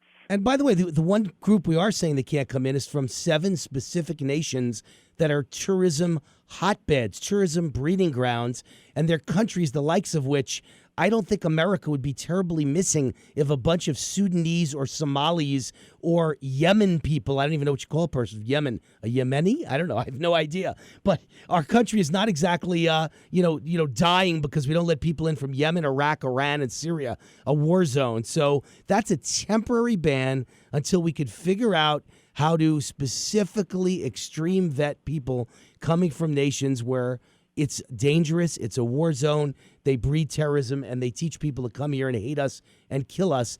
I think it's pretty rational and pretty common sense. There's nothing about it that anybody should be up in arms about.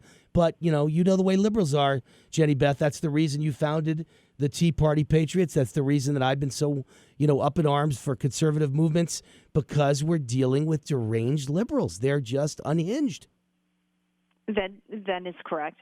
you see it so well, and we're going to see this continue over the next, I think, few months, maybe few years. I actually think that a lot of this is the same kind of thing that we saw with Occupy Wall Street. The violence that's happening is the same kind of thing that happened with Occupy Wall Street. And it's hard to keep your people motivated when they're afraid to show up in an event because the event may be firebombed or buildings may be destroyed and property destroyed while you're there. So if they really want to make a difference, they're going to have to obey the law and realize that the world is still spinning around the sun. And no matter how bad they think that the president is, the world's still spinning around the sun. You're right. It is a bit of a derangement syndrome. Yeah, and you and I are in a great mood, and they're just frustrated because we're so happy. They were happy for 8 years of Obama, and we were frustrated, and now we're happy. I'm thrilled. I'm clicking my heels. I'm pounding my fist in the air going, yeah, the first 2 weeks have been the greatest 2 weeks of any presidency of my lifetime. This blows away Reagan. And they're so jealous and so bitter, steam is coming out of their ears that everything that we love, they hate. And so they can't take it. But you know what? It's part of life. Every 4 to 8 years, generally, I lose. And then the next 4 to 8, I win. And so somebody's happy and somebody's not happy. They can't take it. They can't deal with it. We had to deal with it for 8 years. Tell them to shut up and get a life, right? Yeah, exactly. And they absolutely need to do that, and I think that they'll see. This is how it goes. Sometimes you win, and sometimes you lose. That's the way that our political system works. I think the only thing you and I would ever disagree on is that they'll ever see. Believe me, Jenny Beth Martin, they're not going to see. They're here at the urging of the George Soros of the world, communist organizers, terrible, evil people who want to make America go down in flames. They're never going to leave Donald Trump alone. That's okay. Trump will triumph. He always does. But it'll be 4 to 8 years of this. If he's reelected, it'll be 8 years of constant chipping away at the president and trying to destroy his credibility, claiming he's a loser, claiming we have fake news, claiming Donald Trump's a bad guy for reason A, B, C, and D, claiming he has no moral authority to really run the country. This is never going to stop or slow down because Soros and people like him are putting so many billions on the table to urge people to basically try and disrupt this presidency. It's not going to change, I promise you. Well, that's why we need everyone to be involved with the kind of things that we're doing at Tea Party Patriots. We are going to do 1,000 house parties over the next 100 days to generate 1 million points of activism. We're going to make sure that we're talking to our friends and family and neighbors. We're putting pressure on the Senate to confirm Gorsuch, to confirm the other nominees that Trump has nominated, and then to work to repeal Obamacare, reform the tax code, secure our borders, and help Trump with the contract with the American voter, getting that grassroots support. While the left is out there complaining, we're not going to stand by and just rest on our laurels and think we can trust Washington, D.C. to get the job done.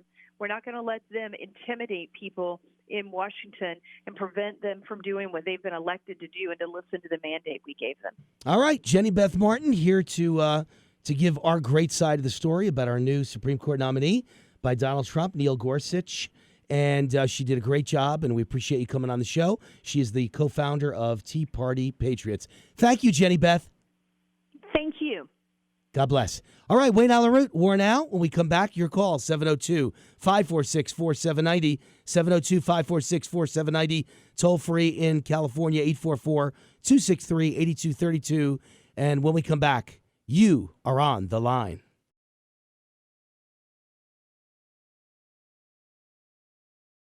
All right, Wayne Allyn, War Now, and I can get satisfaction for all of you. Don't you feel satisfied when you listen to my show? Come on. You feel very satisfied.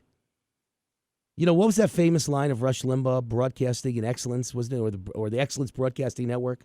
And I think mine should be the Energy Broadcasting Network. I give you energy.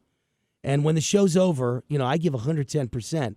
I'm just spent. I'm exhausted when the show's over. I know some of you have told me that you're spent when the show's over. Just listening to me for 3 hours, you're exhausted. I'm the guy who has to do it. But I give you 110% every single day, 5 days a week. I give you everything I've got. And I think, my belief is that energy is life. Energy is success. Energy is radio. And most hosts don't have it. And I've got it, and I've got enough to share with all of you. So I do every night. When we get back, we've got lots of calls waiting. We want more calls, 702-546-4790. We've also got a guest coming up next. I'm going to talk Super Bowl coming up next. And last but not least, I have a message for my favorite people in the world. And I don't mean that sarcastically. I mean my favorite group of people in the world are cops, police officers. Everyone knows that. I talk about it positively all day. I end every show with a prayer to the police. But I had some complaints yesterday from cops who were angry that I was talking about government employee pensions. And I want to talk to you about it when we get back. And I want you, the police, to call me or to come in as guests. And let's have this discussion. Wayne Allyn, War Now. Allyn, War Now. Allyn, War Now. All right, Wayne Allyn Roots. I calls them as I sees them, which, of course, gets people sometimes upset. I've never gotten conservatives upset. I'm sure every liberal or every quote-unquote moderate who thinks they're moderate but is actually a liberal and a bleeding heart and a pro-government person who's ever tuned into this show has been upset at various times by things I've said. But I never get conservatives upset, and my favorite group of people in the whole world, bar none, are the police, law enforcement of all kinds. But nothing makes me happier than cops doing a great job. And I had a comment yesterday that got the cops really upset at me, even though they will never find a more pro-cop radio show in the entire United States of America. I end every show with a prayer for the police, for gosh sakes. Every time there's a shooting, whose side am I on? Police, 99.999% of the time. You need me on your side. You need guys like me to always be on your side. I am. But I am not a fan of government employee pensions. They're bankrupting the country. They have bankrupted the entire Dallas pension system for cops and firemen. Done. Bankrupt. Disastrous situation. And I was saying that, number one, police and fire are different than other government employees. In all my books, I have 100 recommendations to reform government employee pensions. And I always say, but police and fire will always be treated differently by me because they're heroes and they're putting their lives on the line. And I said that again yesterday. But evidently, some policemen listening did not hear that or did not acknowledge that or didn't impress them. I always say police are to be treated different. They should get combat pay, meaning higher pay for being willing to risk their lives, for being heroes to save our lives. I always recognize that. I love my boys and girls in blue. I love the thin blue line. No one's ever said it more than me. So my point is that still doesn't mean that every cop or that the country can afford to give every cop and every fireman a $200,000 pension or a $150,000 pension, or we can afford to give everybody pension based on overtime in your last 3 years. There are some things that need to be reformed. And I'm the best guy in the world that should be in the middle of this, opening the discussion and getting people talking about it so that police and fire aren't hurt and you get your pensions. I'm trying to make sure you get them because based on what's happening, you're not going to get them. And don't tell me they're guaranteed. They're only guaranteed if the country isn't bankrupt, if the state isn't bankrupt, if the city isn't bankrupt, if the county isn't bankrupt. So if we're all reasonable, we negotiate and we compromise correctly, everybody wins. And I think cops deserve much recognition, both verbal and monetarily, for what they do every day, putting their lives on the line for all of us. Doesn't mean I'm not outraged when I see the PERS list of exactly who makes what, and I see, cops on the beat or firemen, not fire chiefs, firemen retiring on $200,000 a year. Because my point is they may deserve it while they're working, but you can't give it to everyone for the rest of their lives from the moment they retire at a young age, because you'd bankrupt the country. You're talking about a multi-million-dollar golden parachute that nobody gets in the private sector. I have a pension of zero.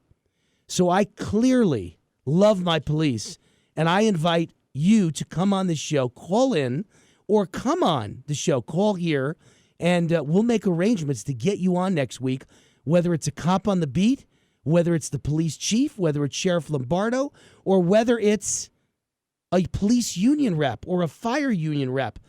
Let's have a really great discussion on the air, because you're talking to someone who's friendly to your cause but thinks that we're all going broke if we don't reform the pension system. Someone has to be courageous enough to bring this up, even if they love and acknowledge what police do every day.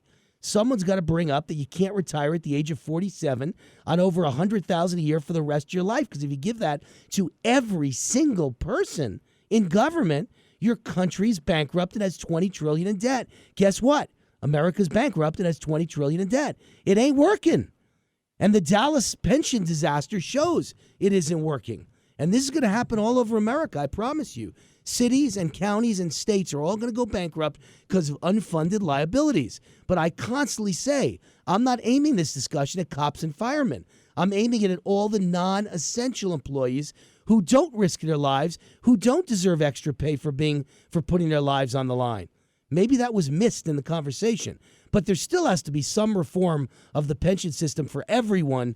But 95% of my discussion is on government employees outside of police, law enforcement, and fire. Maybe that point got missed. I'm always behind the boys and girls in blue. Always! Exclamation point.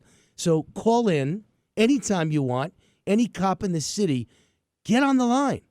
Tell me why I'm wrong. Tell me why pensions are not bankrupting the city, the state, the county, the country. Tell me that I'm wrong. Tell me that everyone deserves $150,000 a year for the rest of their lives. Because I want to get you paid, but I want to make sure you don't bankrupt the country so you actually get your salary. So maybe you'd be better off getting 75 rather than 125, but you get your 75 instead of 125 that you never see, because 10 years from now we're going broke. And there's a real problem. Okay, I'm trying to address a real problem, but 95% of my argument is aimed at government employees who are non-essential and who are not police and fire. That's the argument, okay? Open any of my books. You'll see I exclude police and fire from most of the argument. But we still need to worry about pensions for police and fire. All right, we got Megan Barth on line 2, my wonderful guest host, and comes in on Tuesdays and Thursdays to open my entire show for an hour. And so she is the first beautiful voice you hear on Tuesdays and Thursdays at 3 o'clock to open the show. And Megan, we wanted to talk today a little bit about voter fraud again. It's been an issue near and dear to your heart, I know, and it's an issue near and dear to my heart. I just had Michael McDonald, the state chairman, on as a guest at the 3 o'clock hour, and we were talking about the fact that I believe the state was stolen from Donald Trump and Joe Heck and everybody else up and down the line, state assembly, state senate, you name it, it was stolen. There's no way Jackie Rosen beat Danny Tarkanian fair and square. She's an unknown nobody. There was no chance she had to win. Tarkanian had that locked. Joe Heck should have had it locked. Donald Trump should have had it locked. We had the state. And there's no way you could convince me that all those giant Trump rallies, which were the biggest in the country and the most raucous in the country, every other state that had rallies like that, Trump won. Our state was the only exception to the rule in the entire United States. North Carolina, big rallies, Trump won. Florida, big rallies, Trump won. Ohio, big rallies, Trump won. New Hampshire, in the primary, as an example, Trump won the primary. Big rallies, I don't think he campaigned there later in the season. But Nevada, 6 big rallies. He loses. Doesn't make sense. Doesn't make sense at all. So my gut says massive voter fraud, and your gut says the same thing, right? Well, yeah, and many people's guts say the same thing because it just doesn't make sense. And when something doesn't make sense, it's usually not true. And so as my job as part of the media is to be skeptical and to find the truth. And then I report the truth, and then people can decide what to do with the truth from there. But at least they have the truth to make an educated decision. And, you know, I was at a meeting today, and I was invited to this kind of what I would call private meeting, and it just so happened we had no idea, my host had no idea that Barbara Zagaski was going to be there. And I have yet to meet in person Barbara Zagaski because I'm either coming late to a meeting or the meeting is, you know, scheduled accordingly, and I just haven't had a chance to meet her. And I don't want to have an adversarial relationship with Barbara Zagaski. That is not my goal. My goal is to actually have her help us as citizens to uncover the fraud and investigate anything that might be presented as evidence, whether it's credible or not. That is up to her office or someone else to decide. I simply am sitting on evidence, which is 10,300 envelopes that seem to come from a very small Northeast district, Assembly District 15. And instead of having the candidate who lost, Stan Vaughn, be questioned and looked at sideways and be perhaps disparaged or defamed, I just simply want someone from her office or another office. Maybe it's the Clark County office. But I am simply asking for her influence, one way or the other, to take the 10,300 envelopes and tell me that not one person in there voted. Why is it up to me and Stan and his 8 volunteers that sit in his garage to try to figure this out? It's a very long, arduous process. And thankfully, and I'm very thankful that we both have a microphone and that you've given me the opportunity to use it on your behalf, I made a call to action last week and said, if anybody has a technology application that we can put towards this effort, arms are open. We are open because the county, Clark County Registrar's Office, gave us all the voting data from his district, but gave it to us alphabetically by first name. I mean, so they make it extraordinarily difficult. Yeah. For, I suspect, a reason. Because if they truly wanted to get to the bottom of this, they would make it much easier. And they would act as our elected officials on our behalf and offer us a modicum, just a modicum of assistance instead of looking at us sideways. By the way, just so you know, I've gotten 2 emails in the last day from people who are retired Postal Service workers in Las Vegas. Now, neither one of them said, I'm willing to go on record. I'm sure they don't want to have their lives ruined by union goons, and they don't want to have their families' lives ruined or maybe their pensions threatened. But both of them said on email to me, I have witnessed and my supervisors have ordered us. One said supervisors ordered, the other witnessed postal employees looking at ballots and throwing them away if they vote Republican and leaving them in if they vote Democrat and delivering them to the to the proper authorities, the election department, when they vote correctly. Anybody who doesn't believe that's happening is living in a dream world. These are union workers. They're all Democrats. They play dirty. We all know that from James O'Keefe. Every time you get someone on camera, they all admit to voter fraud. And the minute you mention it in public, everybody says, oh, there's no voter fraud. There's no voter fraud. Well, there's no voter fraud because you don't have voter ID, first of all, so you can't tell if everybody's lying. And number 2, there's no voter fraud because nobody's investigating it. There is no investigation going on. That's right.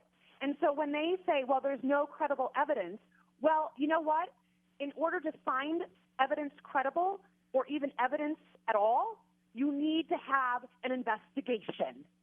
And that's all we're asking for. We're sitting on 10,300 envelopes with a joke of a printout from Clark County Registrar's Office, and we're being told that we have nothing.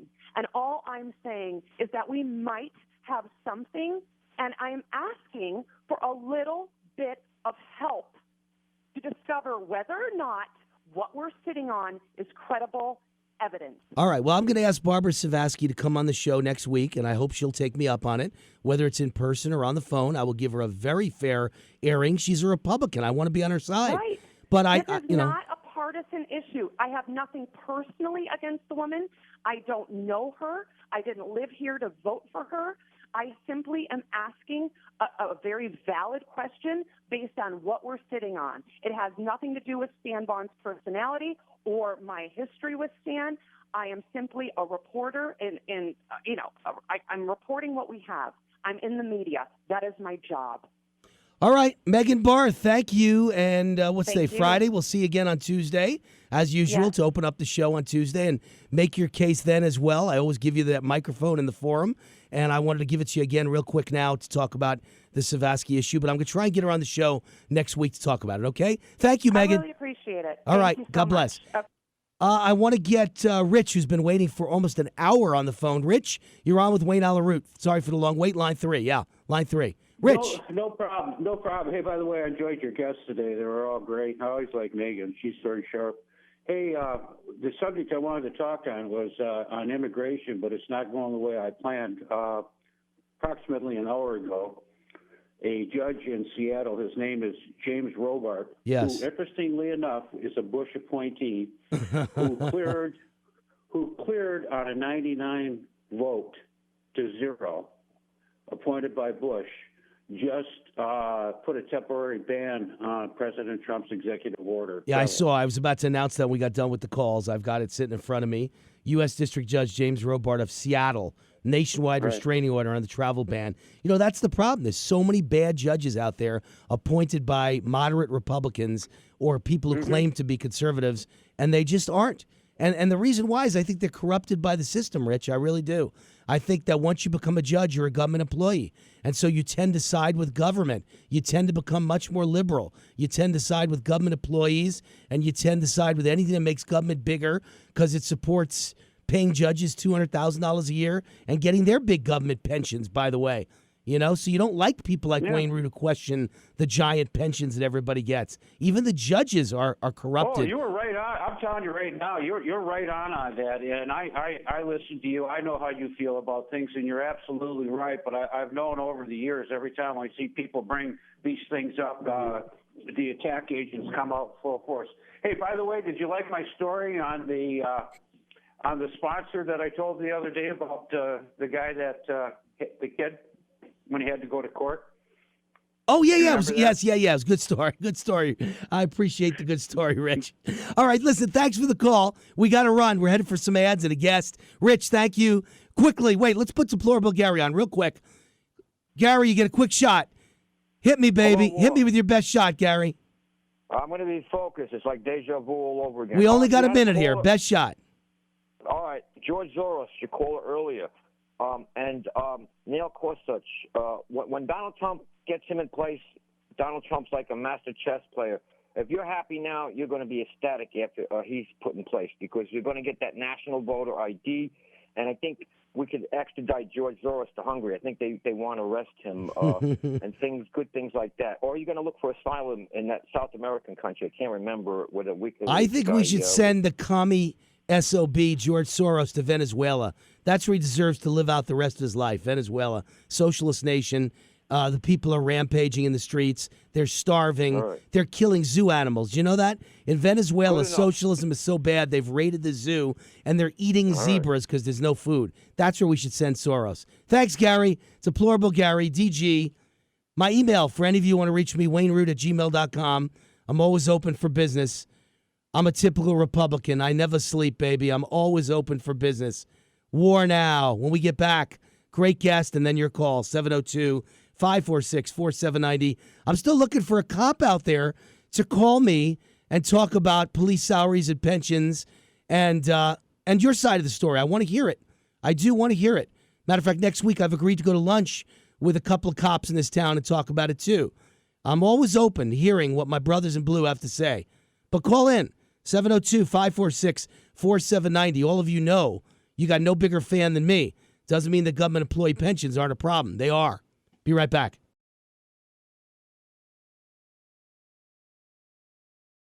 All right, Wayne Allyn Root. It's a bloody road that leads to the White House as far as Ashley Judd is concerned. Bloody bed sheets leading the way, sprinkled along the walk. These liberals are unhinged. They're crazy. Right Wing Watch is a liberal website that loves to feature everything that I say. I mean, they're apoplectic about Wayne Root. They're obsessed with Wayne Root. They just love me. I know they do. They're just bitter they can't have me. And they featured a headline today that Wayne Root said that liberals are mentally ill and unhinged and that we should urge California to secede.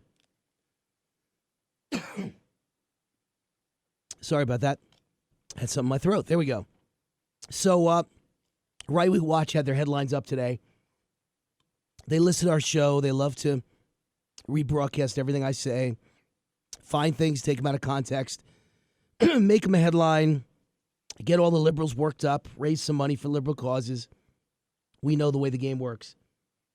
We've got a guest now, Joe Messina. He's the host of a show called The Real Side. I'm a frequent guest on his show, and he's become a frequent guest on mine. It's broadcast all over the United States and in several countries by Genesis Network.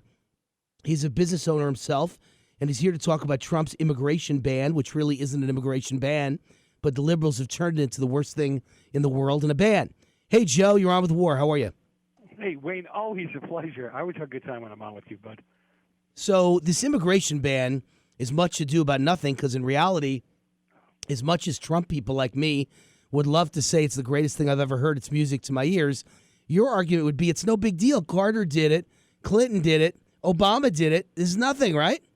Yeah, they make it sound like this is a whole new thing. And first off, to prove to you that mainstream media is really happy to pound away at Trump, this is not a Muslim ban. And the hypocrites won't even talk about the fact that Mr. Obama and Hillary Clinton approved these seven. They had already called these seven countries out a while back.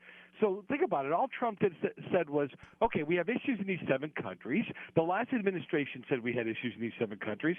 So I'm going to do a temporary, a 90-day ban on these countries. One will be indefinite because we've got to figure out what we're doing there.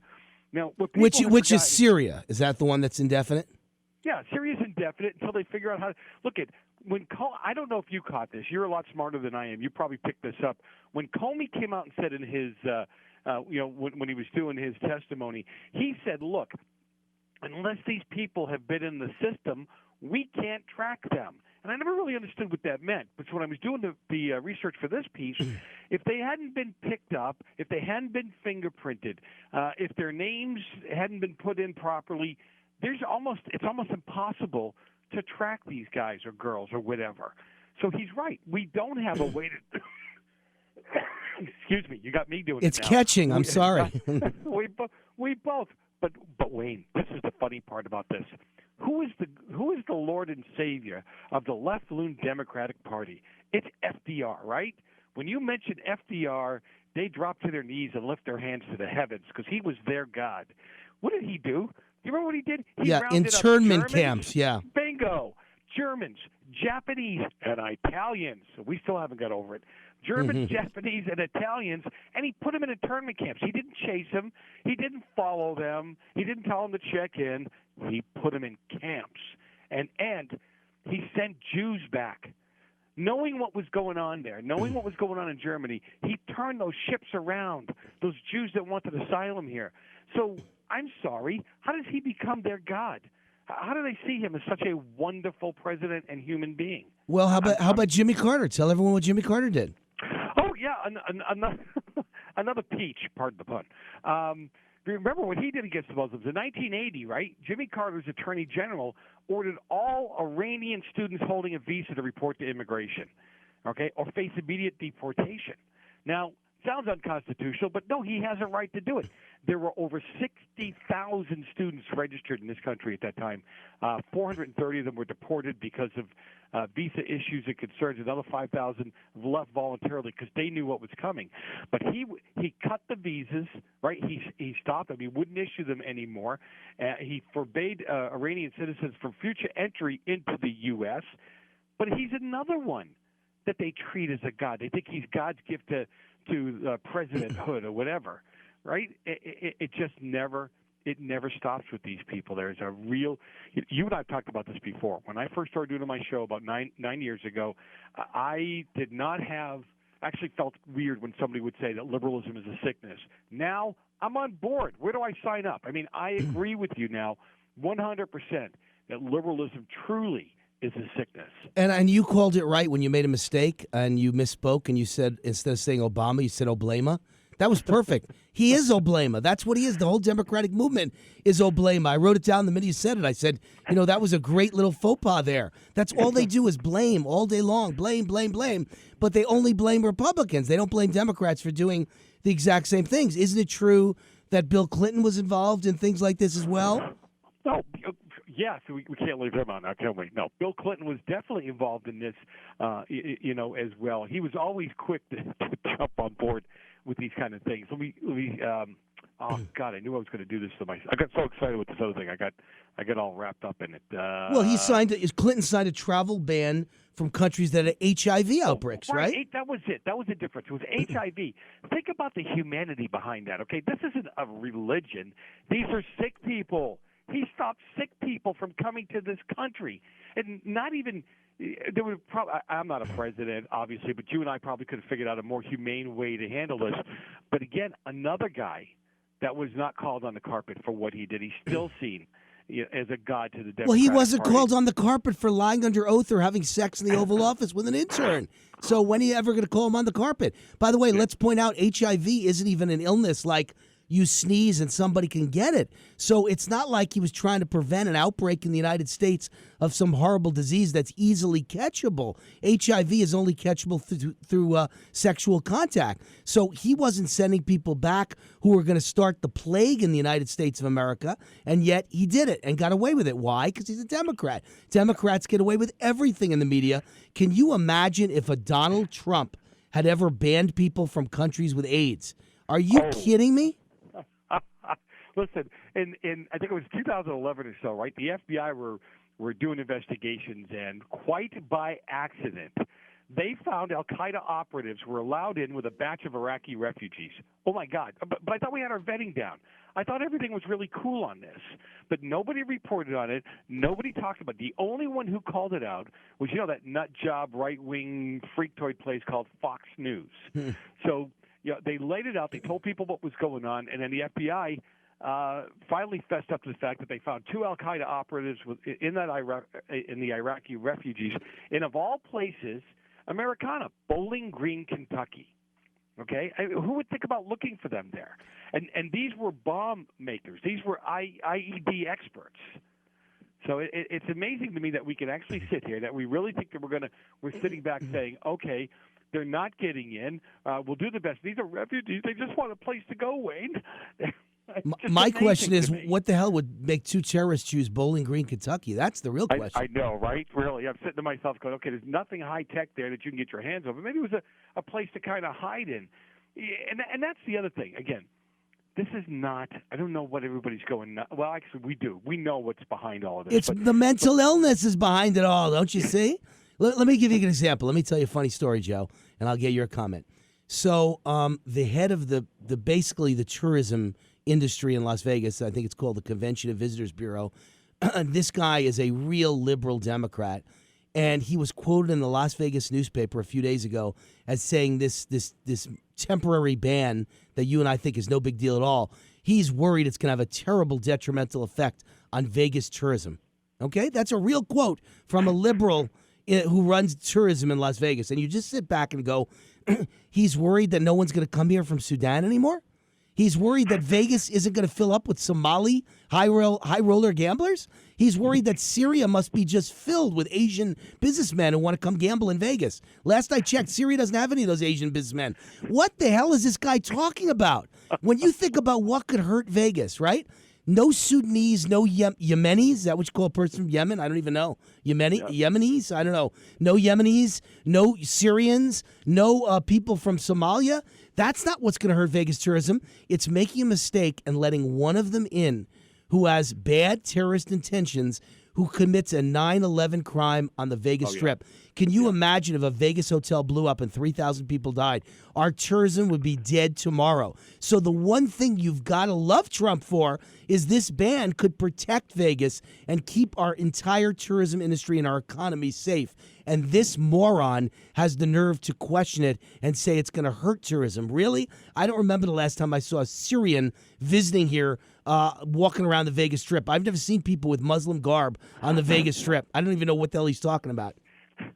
You've never seen a bunch of women at a Circus Olay show in hijabs? Really? No, Seriously? not one, not one. But I fear we're going to see Lady Gaga come out in a hijab on the Super Bowl halftime show. I hear from my source in Hollywood that's what she's planning to do. Yeah, you know what? I'm gonna challenge your listeners like I do mine. All right, if you're a true conservative, if you're a true patriot, if you truly love this country, here's what I want you to do on Sunday: do not buy 1 ounce of Bud beer. Let's start off there. Budweiser. Stay away from Budweiser beer. Number 2, shut off the halftime show. Go find something else to do. I'm sure there's some, take a few minutes, maybe make some more dip. Give your wife a break. Go make some more dip in the kitchen. Do not support these things. Every nickel you put in these lunatics' pockets, where does it go? It goes to the Democrat Party. It goes to these left-leaning, ridiculous events and stuff that they got going on across the country. Don't feed their pockets. You like football? I got it. That's great. That's wonderful.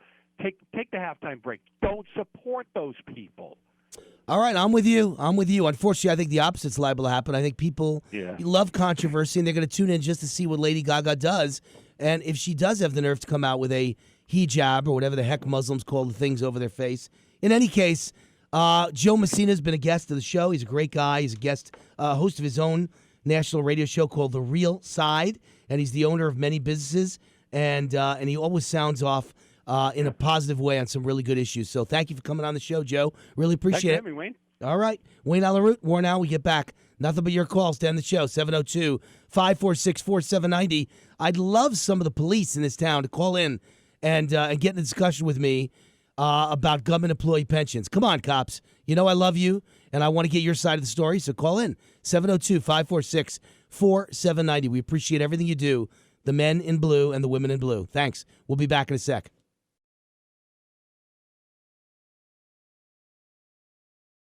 All right, Wayne Allyn Root, the host that celebrates heroes more than anyone else in this country, military, police, fire, first responders, but also worries that our country's going bankrupt and the pensions are just too much. And you can't pay someone $100,000 a year. You could pay them $30,000 a year, but you can't give them $200,000 a year for the rest of their life. They retire at age 50 and they live to 90. That's insanity. That's 40 years of $200,000 a year. If my math is right, that's $8 million. Does any average employee for government serve $8 million as a golden parachute? We've got Anthony on the line to discuss police pensions. Anthony, you're on with Wayne Allyn Root. How are you? Wayne, nice to talk to you. Besides illegal immigration, government employee pensions pisses me off like nothing else, because I'll tell you why. And I love the police and I love the firemen, even though the firemen mostly are Democrats in California. You cannot make, as a government employee, as a policeman or fireman, make as much as almost a doctor. Doctors try to make $200,000 or $300,000. When you start getting to $300,000, you're talking about the upper echelon of all people in America that even approach the $300,000 mark. For somebody to think that they can't provide their own pension on a salary of $200,000 or $300,000 a year is insane, because most people making $30,000, $40,000, $50,000, $60,000 a year have to pay for their own pensions. Where in the hell did anybody figure out that people making this kind of money have to support people making hundreds of thousands of dollars? It's completely insane.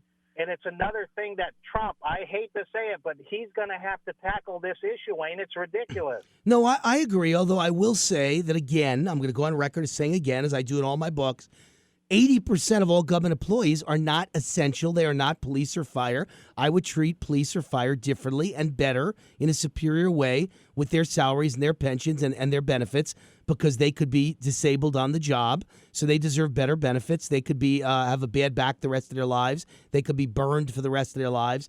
Lots of difficulties come from being a hero that gets involved in police work and fireworks. So I'd always treat them differently and better than the other 80% of government employees. But there's even issues with that, because Dallas points out the police and fire pensions are driving the city into bankruptcy. They're just monstrous. and it just doesn't make sense. I don't get a pension, so I'm not saying they shouldn't get one, but I am saying you shouldn't get $200,000 a year. Anthony's point's very well taken. Doctors make $300,000 a year. In California and Illinois and Nevada to some extent, there are a lot of government employees retiring on $200,000 and $300,000 and $400,000 a year. That's insanity. It just doesn't make sense, and the system needs to be reformed. Why can't it be defined contribution instead of defined benefit? Then I don't care what you make. I don't care if you make $1 million a year. You're the one contributing. You're determining how much you get in the future. Certainly, the compromise, Anthony, if you're still on, the compromise is... Yeah, I'm on the line. Yeah, let's say, I'm a negotiator like Donald Trump. Here's the compromise. I would drastically reduce all pensions moving forward for all new future government employees. That includes police and fire. Future. But maybe you leave the ones that are in place right now, with a minor change here or there. But everything moving forward has got to be changed. You just can't allow people to take a job and work only 20 years and then think for the rest of their life they can make a six-figure gold-plated Cadillac pension. It just doesn't make sense. Yeah, I agree with that. And one of the reforms, I can think of 3 reforms.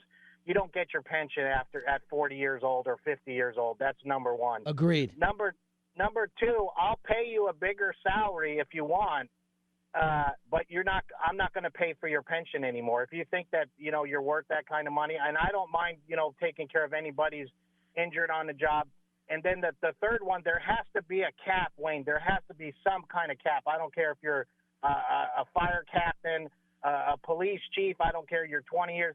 Wayne, I mean, it's insane. I see people in the community where I live.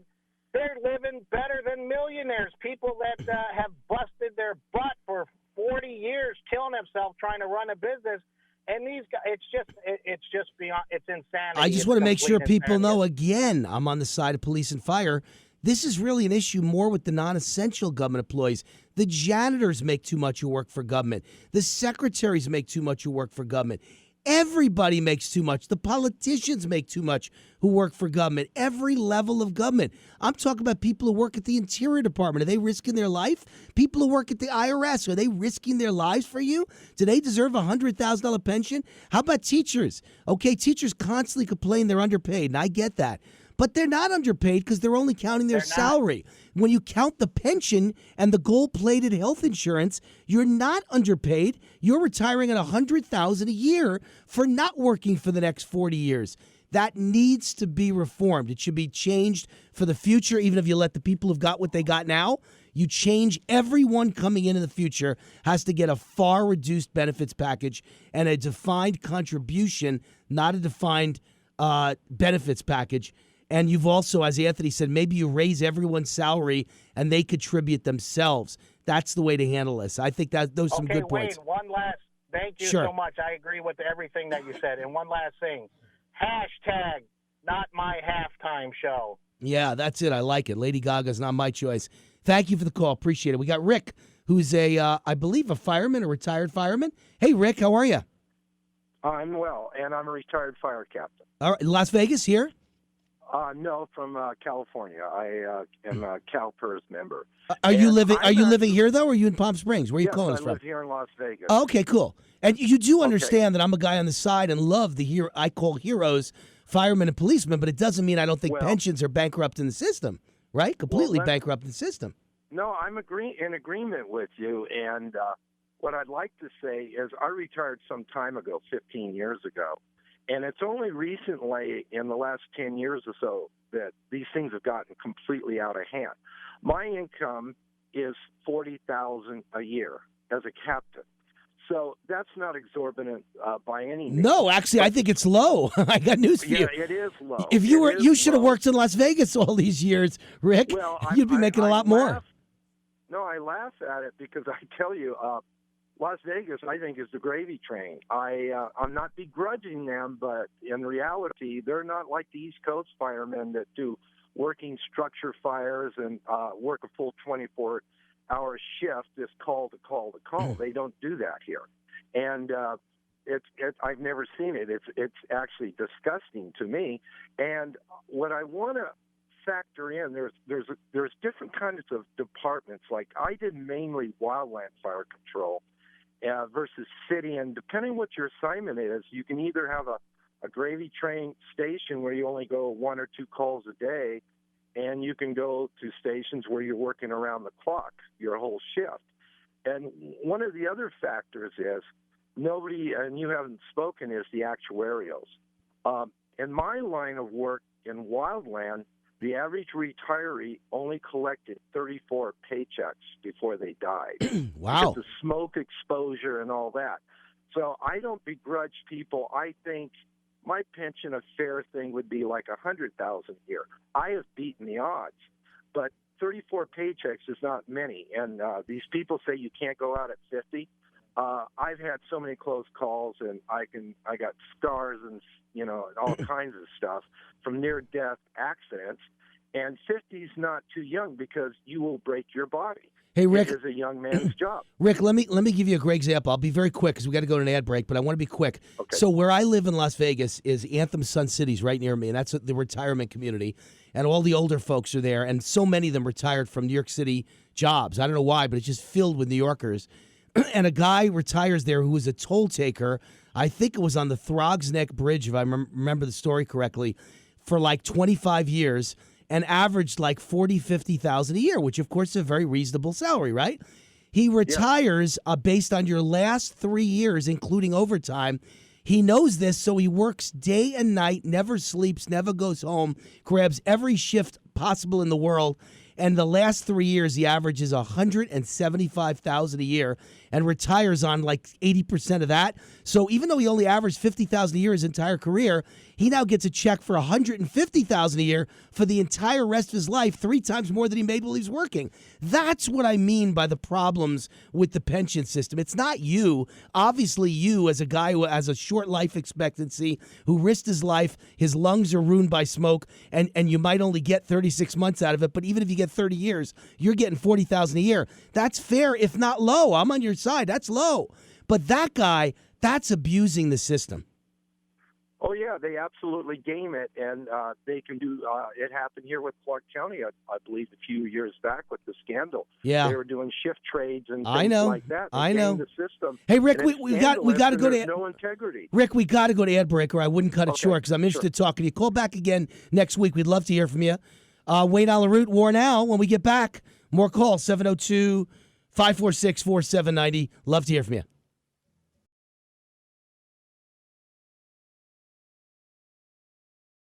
All right, Wayne Root back. Unfortunately, there's only like 45 seconds left of the show. I'm quickly going to take Pat. He says he's got some pension story, but be quick, Pat. Be quick. I promise I'll be real quick.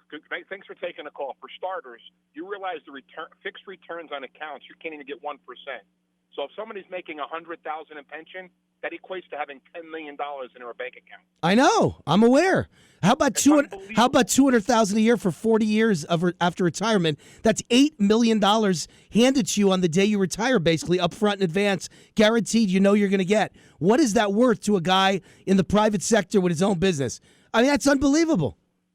Amazing. Who could save $20 million? Nobody. And only government could give that to you. That's what I mean about pensions. But I repeat, I love the cops. I love the fire. I have a weakness in life. I love my men and ladies in blue, thin blue line, and the fire department. They keep us alive. We wish them a great night. Safety to all of you. God bless. And all the rest you see on Monday. Bye-bye.